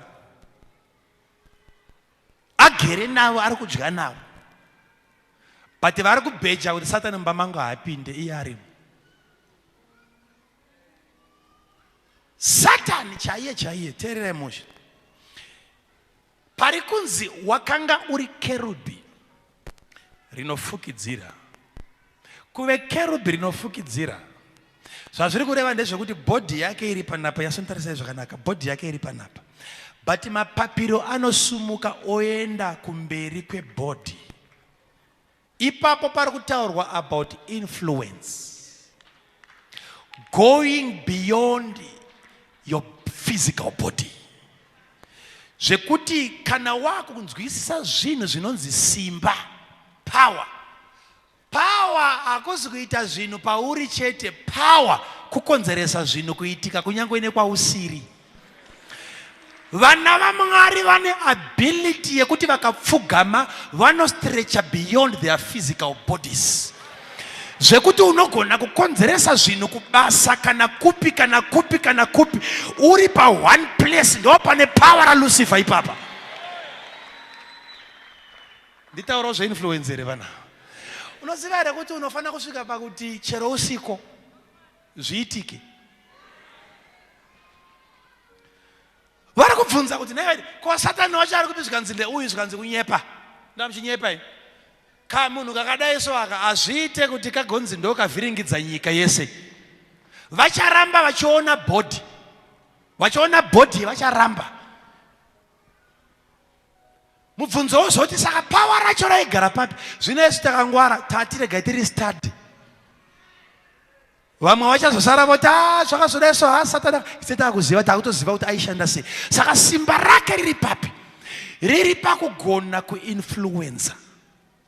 Ndakatupe two scriptures anovhundutsa ari muBhaibheri. First scripture iri kubhuku Revelation chapter 20. Ichingotanga. Revelation chapter 20 ichingotanga inoti kudii. Zvino ndakaona mutumwa mukuru une simba. Mutumwa mukuru une simba ndokuburuka akabata ngetani mumaoko ake. Ndokusvikobata Satani. Ndokumusunga, ndokukiya. Ndokumukanda mugomba rakadzika ndokubva pavharwa door. Zvikanzi hatidi kuti abude umu kusvika 1000 years dzapera. Aregedze kunyengera vanhu. Zakaria chapter 14. Zvonzi kana Jesu achidzoka, Mesaya achiuya achatsika pagomo reMorifi kuIsraeri oestablisha kingdom yake for 1000 years. Saka Jesu kana akuuya, chitererai, taenda kudenga taakudzoka pa second coming. Patinodzoka pa second coming, achatanga kuenda pamberi pedu ingirozi ine simba, ichaenda kunobata Satan yomisa mugomba, totonga for 1,000 years. Satan akavharirwa. But pa 1,000 years dzakavharirwa Satan, kubhuku yaZakaria kunoti zvino vanhu vachapota vachienda kwaIsraeri kunonamata Ishe wamadzishe. Kunenge kuine activity yekutoti kunenge kuchitoendwa pagore rega rega kuIsraeri kunoona Jesu fair. Pobva pataurwa pachinzi asi avo vacharamba kuenda kunomunamata nyika dzavo hadzinganaye mvura. Pobva panzi madzisha anotonga nyika idzodzo vachatanga kuora, rurimi rwavo rwuri mukanwa nemaziso achatanga kuora. Ngatidzokere. Jesu ari kuuya kuzotonga 1,000. Asati atanga kutonga anoti ndibatirewo Satani aregedze kunyengera vanhu. Ndobva Satani abatwa, ndobva aiswa cheni, ndobva aiswa mugomba, ndobva ravharwa. Zvikanzi 1,000 years Satani haabude. Jesu ndokutonga 1,000 years. But pa 1,000 years Satani akavharirwa. Pari kunzi vacharamba kunonamata Ishe wamadzishe.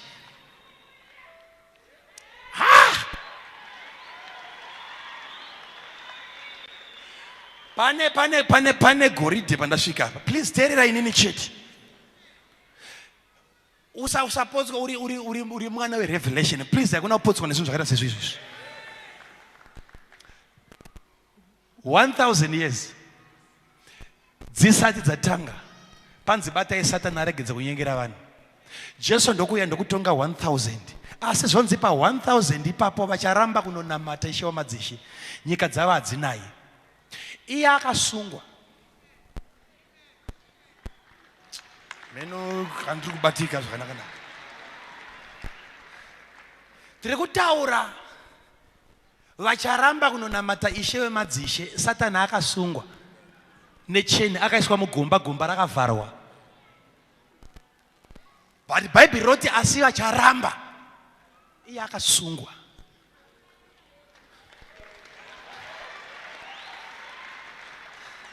Saka mukana wacho wokuramba vanouwana kupi? Ndiani ari kuvarambisa?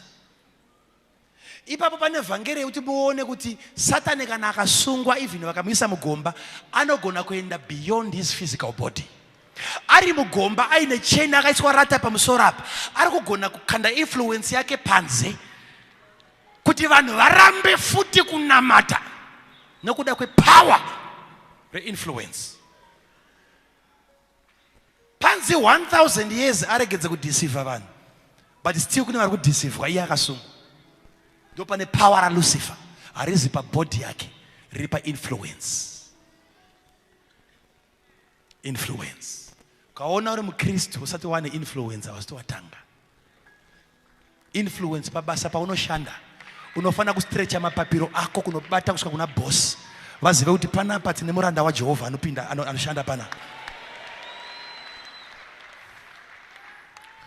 That's influence. Mudzinza rekwako nometa vangani vasinganamati. Hakuna umbokompromise. Kudedzwa kuzvima functions zvisina nebasa rese. Hey, kuna chakati chakarongwa, kuna nhengi, kuna zvakazodai so, kuda kuswa zvakati, kuna nhengi akazofa gore rakati zvakazodai. Iwe uchingoteteretswa, uchingoenda, uchingodi. Unoziva kuti maKristu mazhinji vakadedzwa kumafunctions iwayo vanonyara kuramba. Vanototya. Vazhinji vanotya kuti manje ndo hama dzangu dzega. Ndozoita kunge ndaramba hama. But iwe ukawadedza kuchecha havanyari kurasikirwa newe. Havawi. Ngazvizikanwa kuti haucompromise. Nometa ndiwe muroora mukuru kana pakanzi pari kubikwa doro haribikwe newe. Hakuna kuti nyangadzira simba raMwari riri mauri, haribikwe newe.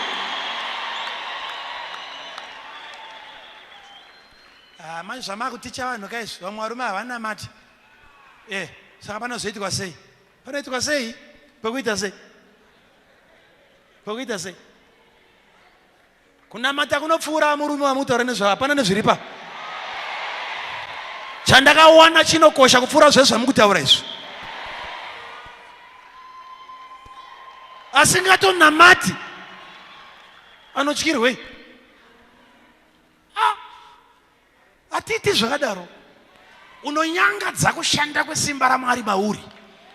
Ngazvizikanwe right from the start kuti uyo haatangike panyaya idzi.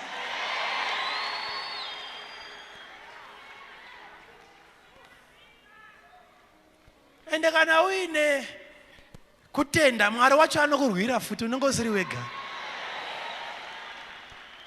wega. Influence. Pamba paunogara, next door yako inozviziva here kuti unonamata. Anozviziva here kuti unoenda kupi. That's it. Haikona kuperera pauri chete pauri baba. No. Munhu akasangana newe kana anga ine dambudziko nyaya chete newe achibvapo ngaabva achinyemwerera. Tambanudza mapapiro ako, endesa mapapiro ako kure nepawakapfugama. No matter unogara pano but street yese ngaibatwe nesimba raMwari waunoshumira.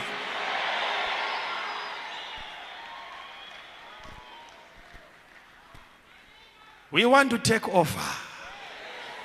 Mapapiro ngaatambanudzwe. Vachashamisika kuti kabhodhi kacho nezvaakakonzeresa ka ndo paachazovaudza kuti asi Makandiwa akaparidza makanga musiko kuti power is body iri muinfluence. Ndaistretcha mapapiro angu, ndaituma maagents angu kwandisiri kune madhimoni angu ikoko.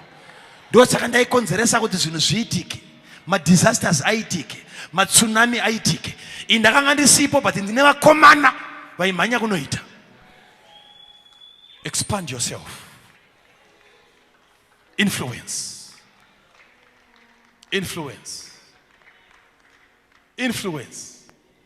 Aitange nhasi kuna vamwe kuti kubva ari mwana mudiki munozoona kubva kumahumbwe cheko. Kune kamwe kakuti pamahumbwe yese amaita ndokababa ipapo. Kamwe ndokaamai.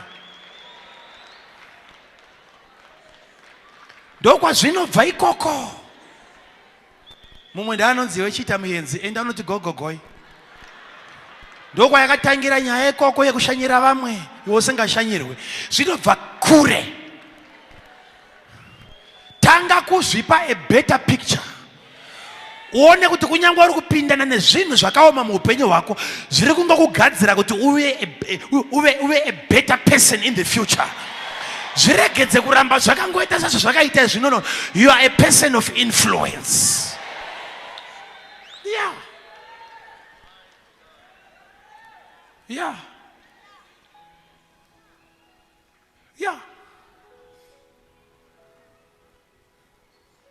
Ndozvo zviri. Pana chinhu chinoshamisa, takashamisika tichiona tiri kuLondon uchiona mastikers eUEFA pamotikari. Kati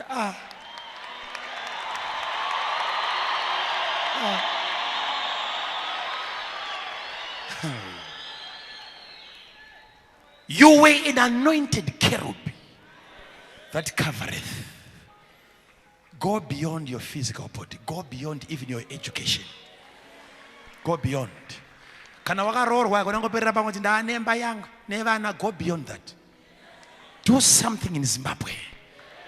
Pauri pazikanwa kuti iyo territory yamainhingi haipindwi. Tive nevanhu vekungoti angofunga kutenga sutu. Pave ne1 ari pakati pedu anozikanwa kunzi kana wafunga sutu ndinhingi chete. Wobva wavhara area iyoyo. Angofunga kuti travela bedzi andongoziva kuti patina nhingi chete anoita izvozvo. Wobva wavhara ipapo. Ndinokudzika zvakanaka. Yes. Hatidi mazita akanyararwa. Ziise musipo. Kwete.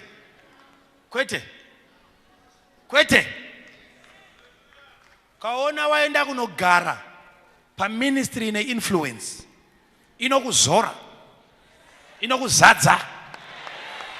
Haurambe wakanyararwa nezvako. Isati yapinda mumapepa inotangira kumusha kwako kwawakaberekwa. Tinokuona panhau manje hatimbokushaya iwe.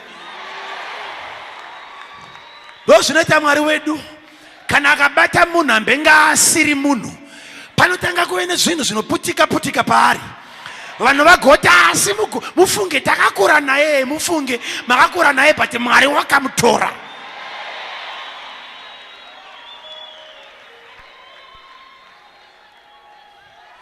Ndiye rakanyengera marudzi uyu, vachiona bhodhi yake vacharamba. Saka power rake riri painfluence, kureva kuti uchaachievha zvakakura kupfuura your physical body, kupfuura your level of education.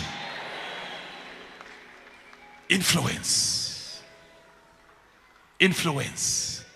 Tinozvigona sei kutsinzina maziso panapa? Toti takuda kudzinga mweya yetsvina riku overflow. Zvinogoneka sei? That's going beyond the physical body. Vanhu havazvinzwisise. Shamwari unogona kutanga, unoziva here kuti unogona kutanga kambani igoita mari inotyisa usipo, uchiinfluenza chete. Iwe unofunga kuti vamwe makambani 77 anenge ariko kwese ikoko, anongogara meeting yake kusena apedza, mari yakutopinda. Influence. Tambanudza mapapiro ako. Hakuna ramba wakagonyera mu one room yauriyo yofunga kuti unofira imomo. No. Kwete. No. Power of influence. Expand spirit yako. Pauri kunamata wakavhara maziso, wona uchitatamuka kuenda munzvimbo dzawambenge usiri. Uchiona uchinobata mastreets awasina kumbobvira wakabata.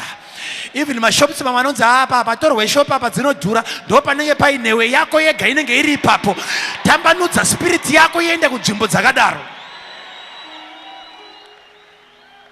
Hazvirambe zvakadaro newe. Kwete. Uri mwana we-influence. That's it. Vachashamisika vachiona body yake voti ko akazvigona sei? Iyo vaudza kuti makamboudzwa naMakandiwa makanga musipo kuti hazviitwe nebody, kunotambanudzwa mapapiro.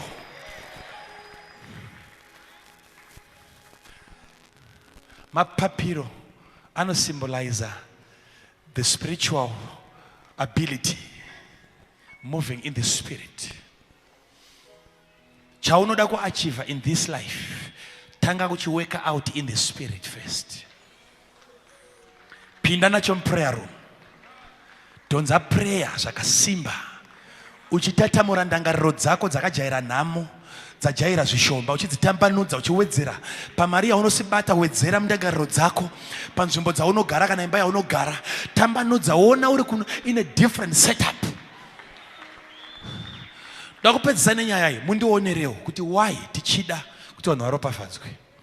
Garai pasi nditsanangure, ndakutopedza. Ndiudzewo chinhu ichi.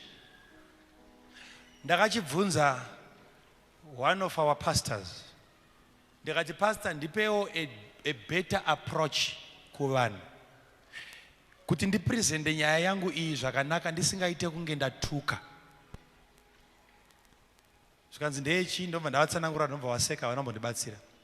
Vangoseka mbva vandisiya. Ndikati ndikudawo a good approach yekuti ndikapresenta nyaya iyi kuvanhu inosvika zvakanaka, yakachena, munhu asingafunga kuti munhu tadada. Zvikanzi ndechi, ndobva ndatsanangura. Ndikati chii chinokonzera, mbonditeerera imesi, makateerera? Right. Chii chinokonzera kuti takagara so takagara kumba kwomwe munhu anogara kuma low density uko, takagara naye, ndobva ndamuti chii chiri kukonzera kuti shiri dziri kudya panapa idzi? Rudziona? Zvikanzi ndikati muri kuona kuti dziri kusvika nepatiri panapa dzichidya dzichidi. Zvikanzi mukasumuka panapa kuti mauda kuenda kumba kana kunopinda mumba, hadzivhunduka, hadzidii, dzinoramba dzichingodya.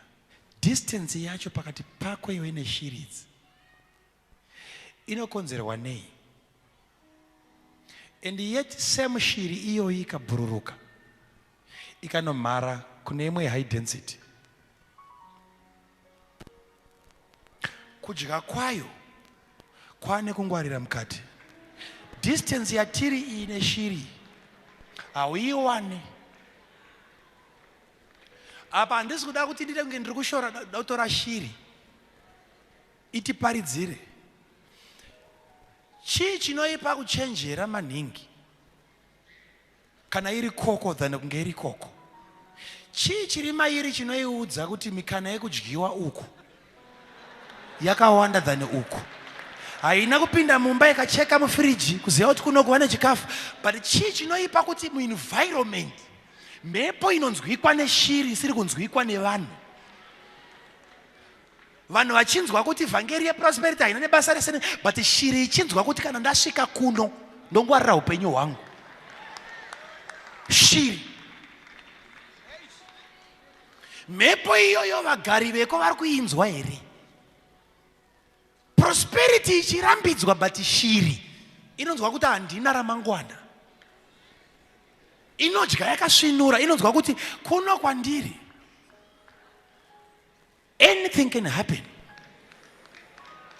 Mubvunzo wangu uri kuti ndikati mimi ndimi waridzi vemba kapana zvikanzi endo pamba pako ndati shiri kana dzinoswera panapa, ndikasaka dzitize hadzitize. Ndikati alright, haizi nzvimbo chete, ko imimiwo mukasumuka mukafamba mukaenda kunzvimbo yakati kwa high density, dziriko hadzikutize here? Hadziri kutiza here? Urikuona here kuti saka haizi nyaya yekungoti munhu ngatiti nyasotsanangura amene kuti ndoti ngati ndiri kumba kwa baba namai mufundisi kufa, tigere shiri dziri kutamba ipapa, dziri kudya, dziri kudii, dziri kudii. Ati baba, shiri idzi hadzisi kutiza kaidzi, ndimi here musangatyise kana kuti munotyisa inyasi makaenda kunzvimbo yakanaka? Nekuti muine shiri dzinoswera nemipamba, imimi mukasumuka mukaenda kuhukurutombo, muchisvika ikoko dziriko dzinokutizai, dzinokubatanidzai nevanhu veko. Hadzivimbe nemi nokuda kwenzvimbo yavanopinda chero muchivimbika. Dziriko dzakatrenwa, dzinoziva mhepo yenzvimbo iyoyo kuti zvii zvinogona kuitika kunoko, dzinodya dzakangwara dzichikipa distance nemunhu. Sei dzisina ukama nevanhu dzeikoko, but dzekoko dzine ukama nevanhu? Zvinodzwikwa neshiri asi vanhu vasingazvinzwi. Ndopane nyaya yangu. So pandinenge ndichida kuti munhu apiwe nzvimbo yakanaka yekugara, ndiri kuziva mweya wandiri kuadresa.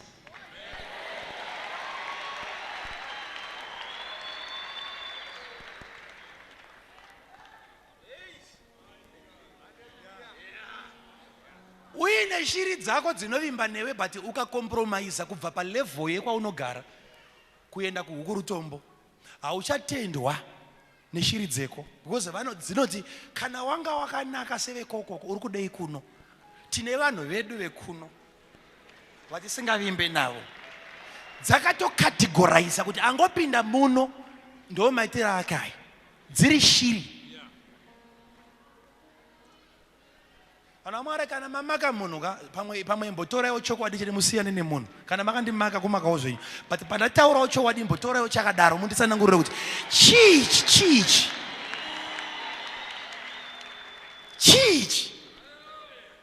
sei dzekoko dzichitiza vanhu, dzekoko dzichidya nevanhu.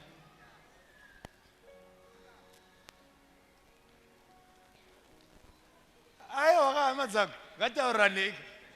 And hapana hwani yakambobikwa dzikaona dzimwe dzese kunzi tinodyiwa kuno nechi, kugara dzakatongoziva kuti mikana yekuitika kwezvinhu izvi kunoko iriko. Chii?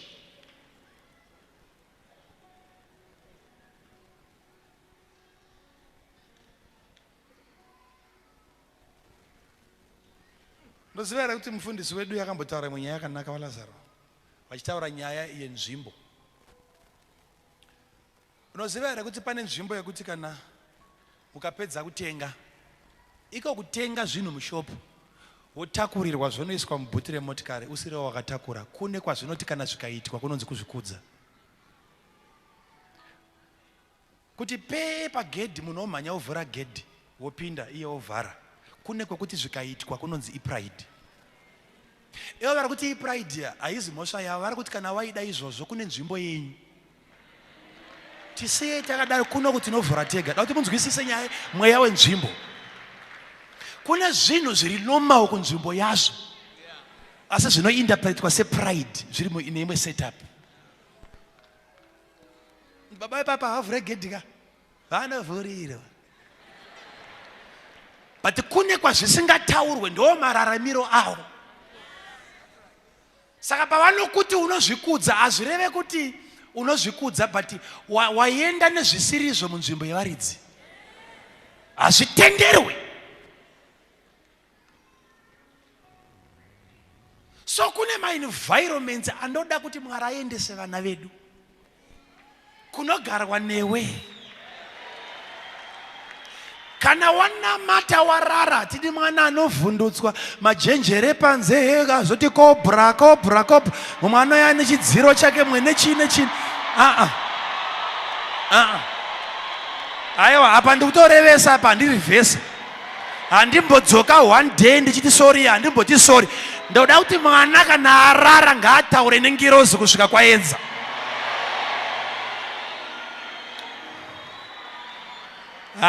Variko vagereko ziva kuti kuuya wekokoko. Kaona matsamwa akuziva kuti tiri kuuya. Tingatadze kuvimbwa neshiri dzese dzekudenga. Why? Why? Why? Panotoda vanhu vari aggressive. Ende kana wafunga kumove from here to there, akona kungoti faith yangu yakutotaura kuti wakutosomuka wakutoenda wakutodi kura pamweya first.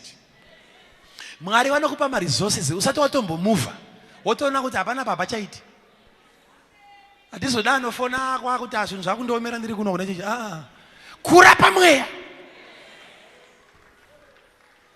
Ozapa ndakangonzwa imwe gore kuti ndakufanira kumova because ndanga ndiri patight nevanhu vaiuya, vamwe vaibva kuRoma, vamwe kuJohani Masoyo, vamwe vaibva uko, vamwe vaibva uko, vese vachiuya kuzongonamatirwa pamba. Tiri kuda kunamatirwa, takanzwa kuti toda kunamatirwa, vamwe vachiuyawo nedzimwe nyaya dzechivanhu zokumbira kwandiri kuti ndine guva ramai vangu roda kurohwa zvino murume wangu akuramba zvikazodii zvikadii. Ndakati aiwa tinei nazvezvo, but usiku hwese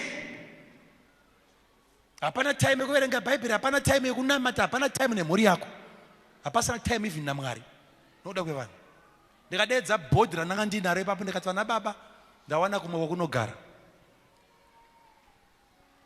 Bhodhi inobva razvigamuchira, but vanhu muguta pavakazvinzwa yakanetsa.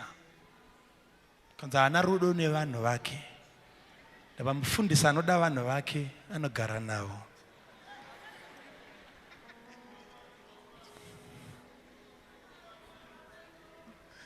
Vanhu unofanira kusimba kana wada kuti Mwari akuitire zvakanaka. Influence haizi vanhu vanotya.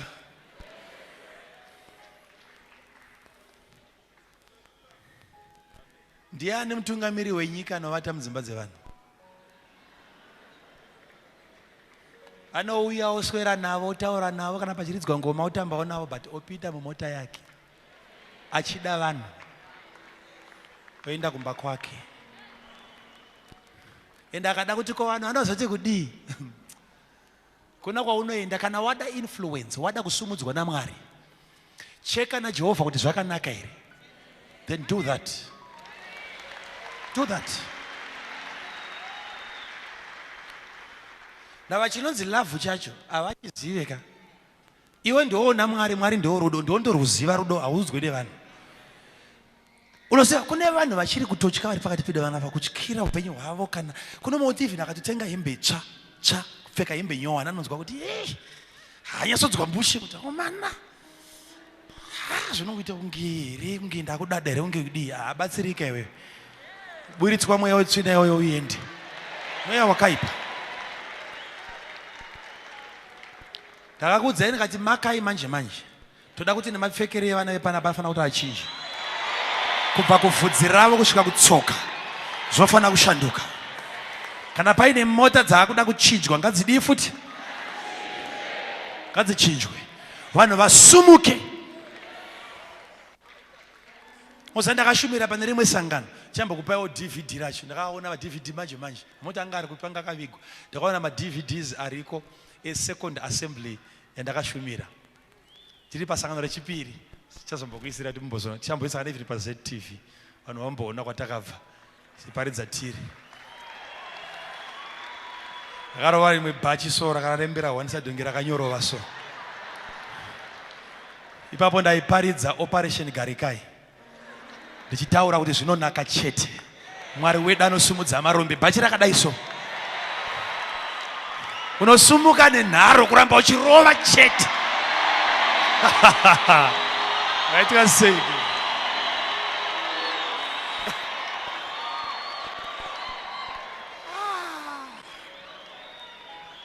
pane vanhu vane nharo vanenge vana Gideon vanoti kana Mwari varipo nhamo ingaipere iyi nhamo iyi toda Mwari weminana kana usora uchityisidzirwa nenyika nyika iri tokutyawo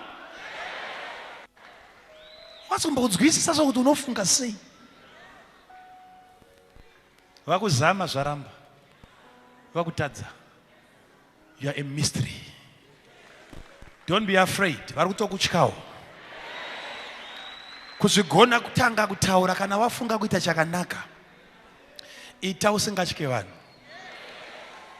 tava munhu aatyise haazvigone zvekutyisa zvacho futi aatyise zvavanzi naMwari ita izvozvo runzwika zvakanaka here nini ndoda kuti mumwe nemumwe ari panapa atange kuve nebhizinesi raanotanga kupesuwa from today raunoti iri handizorore kusvika ratanga kuitika ukazvizama zvikarambazama futi vese vapfuma iko zvinezvi vakadonha kasingaverengeki kana wadonha kurumbidza kumuka mhanya futi nekuti mauri mune pawa ririmo rakavigwa naMwari nyika isati yazviona asi manje ichazviverenga kuti pane simba rakaiswa naShe mauri haungashayi chako muZimbabwe yakakura kudai so no ndakaparidza pasangano iroro so munobvunza vakari vice chairman wangu ari panapa awo vice chairman wangu hamaini awo baba somuzeroko rwenyu awo ndowangari vice chairman wangu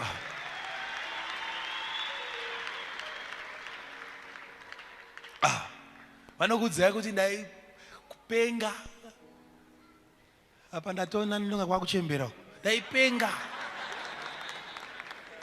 kuvava chaizvo zvekuti nhamo ndakagara kunyange iri mumba mangu but ndaiparidza ndichiiopoza papupiti kuti munhu waMwari hatamburi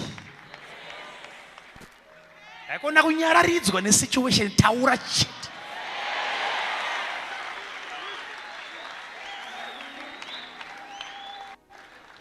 svika sangano rese rine zvikwereti unoziva pamainika panenge paine chishopu chistoro cheipapo chamunonzi uya muchikwereta mobvasooneka kliniki keipapo futi kuti wakarapwa vanorapwa chikwereti mwedzi paunopera salari inenge iri pa0 vasingatambire ukaparidza chegumi hapana chavanobvisa ndava inenge yakatorwa yeso ndokusvika ndokutanga kuita nharo panyaya iyoyo chete kuti vaMwari vanopukunyuka muzvikwereti vakatanga kubuda 1-1 ndikati hazviperere pakubuda muzvikwereti panogarwa nemwana waMwari ngapashanduke mubhedha takaona yakupinda pagedhi repamaini ndikati haiperere pamubhedha mwana waMwari anofanira kuchuza chanero yaanda kuona takaona madhisha akuturikwa wakutoziva kuti pane dhishi pese pane madhisha vana vaMwari tichirova vhangeri chete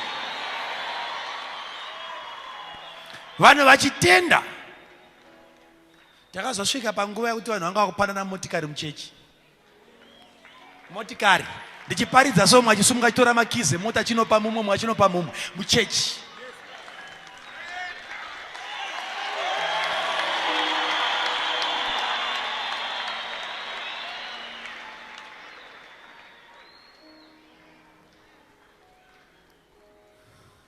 vatenda kuti zvikaparidzwa tikazvitenda zvinoitika kuona upota uchivhenganisa uchidhailuta vhangeri yedu nedzimwe dzisina basa kana takuudza panapa kuti waropafadzwa nomeita zvavanotaura zvishandewo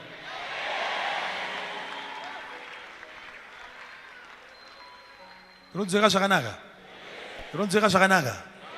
Yes. Tide kudaro. Kona kuti vhiringidzirawo hedu vana vatiri kuparidzira. Vanhu vaitoka seko neakomana. Wakatokomborerwa yakairi vheseke. Chero vakaitsanyira vakainamatira vakadii vakakushuvira zvakaipa. Hapana. Ndava matauriro avanoitaka. Chakaipa chikangokuwira vanokudza kuti kuchechi kwako kwawakaenda iko. Ivo vachiwirwa nazvo vari kuchechi dzavo iko. Havasi kufa here vari kuchechi dzavo. Haikudai kudaro.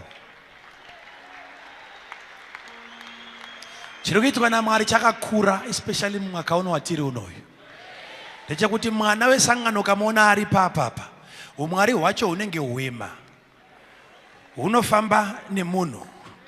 Zvokuti anenge ari pano but kwese pedyo naye anenge achi-influenza territory iyoyo. Unenge uri in charge of the territory Mwari ari kukuisa. You shall have control over every situation. Control over every situation. Control over every situation. Ukangona zvako ngezvakuda kurasika unongosumuka wodeclare nesimba raJesu rawakapiwa. Kuti Mwari, as long as ndiri pano, hakuna chakaipa chinoitika. Wodeclare. Satyisidzirwe. Kwatiri kuenda kure kupfuura kwatiri kubva. Ndikuona mapapiro evana vaMwari achitambanudzwa. Vachabhururuka namapapiro samakondo. Vachamhanya vasingazivi, vachafamba vasinganeti. VaMwari vari kutipa new strength in this season. Yekuti mwana waMwari acha-identifywa nesuccess. Zvichazivikanwa kuti ava ndivo vanoshumira Mwari mupenyu. Nekuti zvavanobata zvese zvipenyu. So kana paine zviri kuitika muupenyu hwako zviri kukuchemedza, chema nekukurumbidza. Ndava nguva yekuchema ndokupfuura kwayo ikoko kwatiri kutoita. Tiri kutaura Mwari wezvishamiso, Mwari weminana. Ndicharamba ndichingoirova chete. Satani achiita nharo, ndichingoita nharo. Chichatanga kuexpire inharo dzaSatani. But simba raMwari richasara rakamira muupenyu hwako nokusingaperi. Hatitende munzara. Tinotenda murudo rwababa vedu rwokuti vana vanodya vachisiya. Unoziva here kuti musungwa ari mujeri chaiye iright yake kuti adye sadza aine mhosva. Right yomusungwa kuti adye. NdiMwari rudzi anorova vana vake nenzara. Vanhu vanotanga vari kuparidza vhangeri yakasimba vachitowikenda vhangeri. Vhangeri kana yarohwa mushe, kana parohwa nyaya yekufa kwaJesu haiperere pakufa, ngaparohwe neyekumuka kwake. Kana parohwa cross haiperere pacross, ngapaparidzwe crown. Haiperere pakushupika, inoperera paresurrection nepapower. Ndo muchinjikwazve, ndo muchinjikwazve.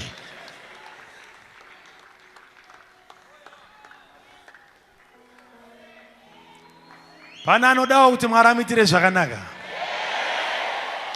Pana anodawo kutambanudzwa here mapapiro ake. Toda kuti gore rino parinopera vakutarise so, vaone zera rako. Vagoti ndiye here akazunza Zimbabwe uyu. Ndiye here akadengenyetsa mabusiness sector ese uyu. Ndiye here uyu, ndiye here uyu. Iwo utaura kuti takaudzwa inonzi influence. Kona kutya.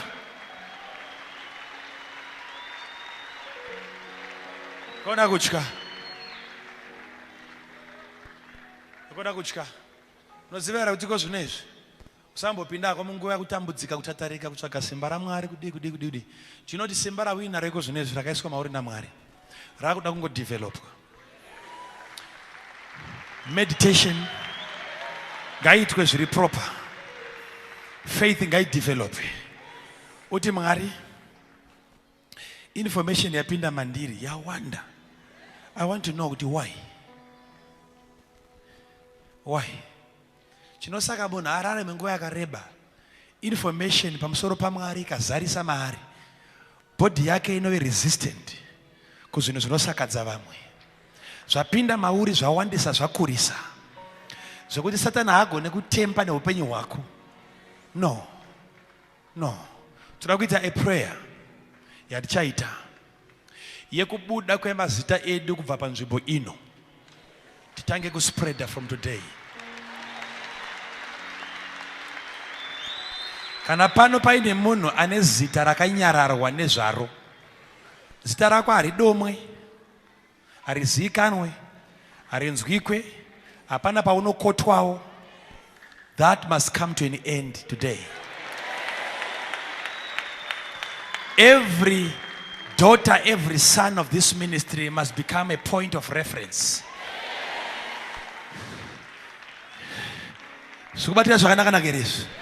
So prayer nas ndiye kupukunyutsa mazita edu kubva kumatombo akatsitsirira mazita kuti vanhu vasanzwe nezvako vachanzwa nezvako. Toda kuti paunenge wakapfugama mapapiro ako achaenda kunosvika kwausina kumbosvika. Power of influence. Tina sambondibvunza zvako kuti ndiani wamuri kuona panapa. Handina wandiri kumboona panapa ane upenyu huri ordinary. Not even one person. Not even one person.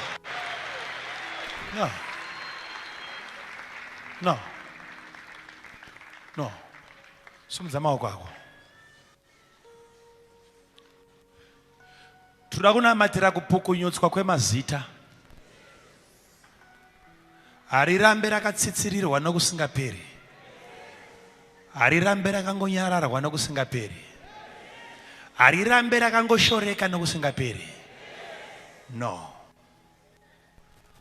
You serve a miracle working God.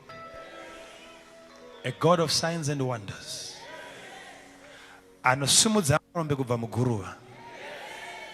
Achagadzika pamwe chete nemachinda.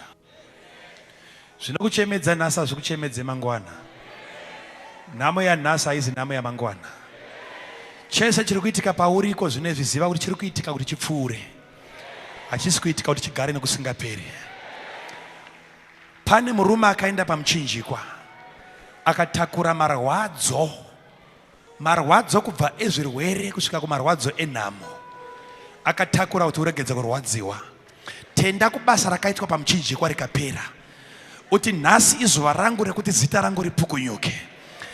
Ndiri kudawo anointing ye-influence kuti ndikatanga chinhu hachiperere panzira. Ndikatanga business haritsakatike panzira. Ndikatanga kuvaka kuperere panzira. Simba rekuti chandatanga chandabata nemaoko ngachibatwe naMwari wacho feya. Simudza voice rako unamate wakarisimudza uchinamatira kuti zita rangu ngarichisumuka. Mwari ndinzwirewo tsitsi muguta rino ramakandiisa ndiregedze kuve ordinary.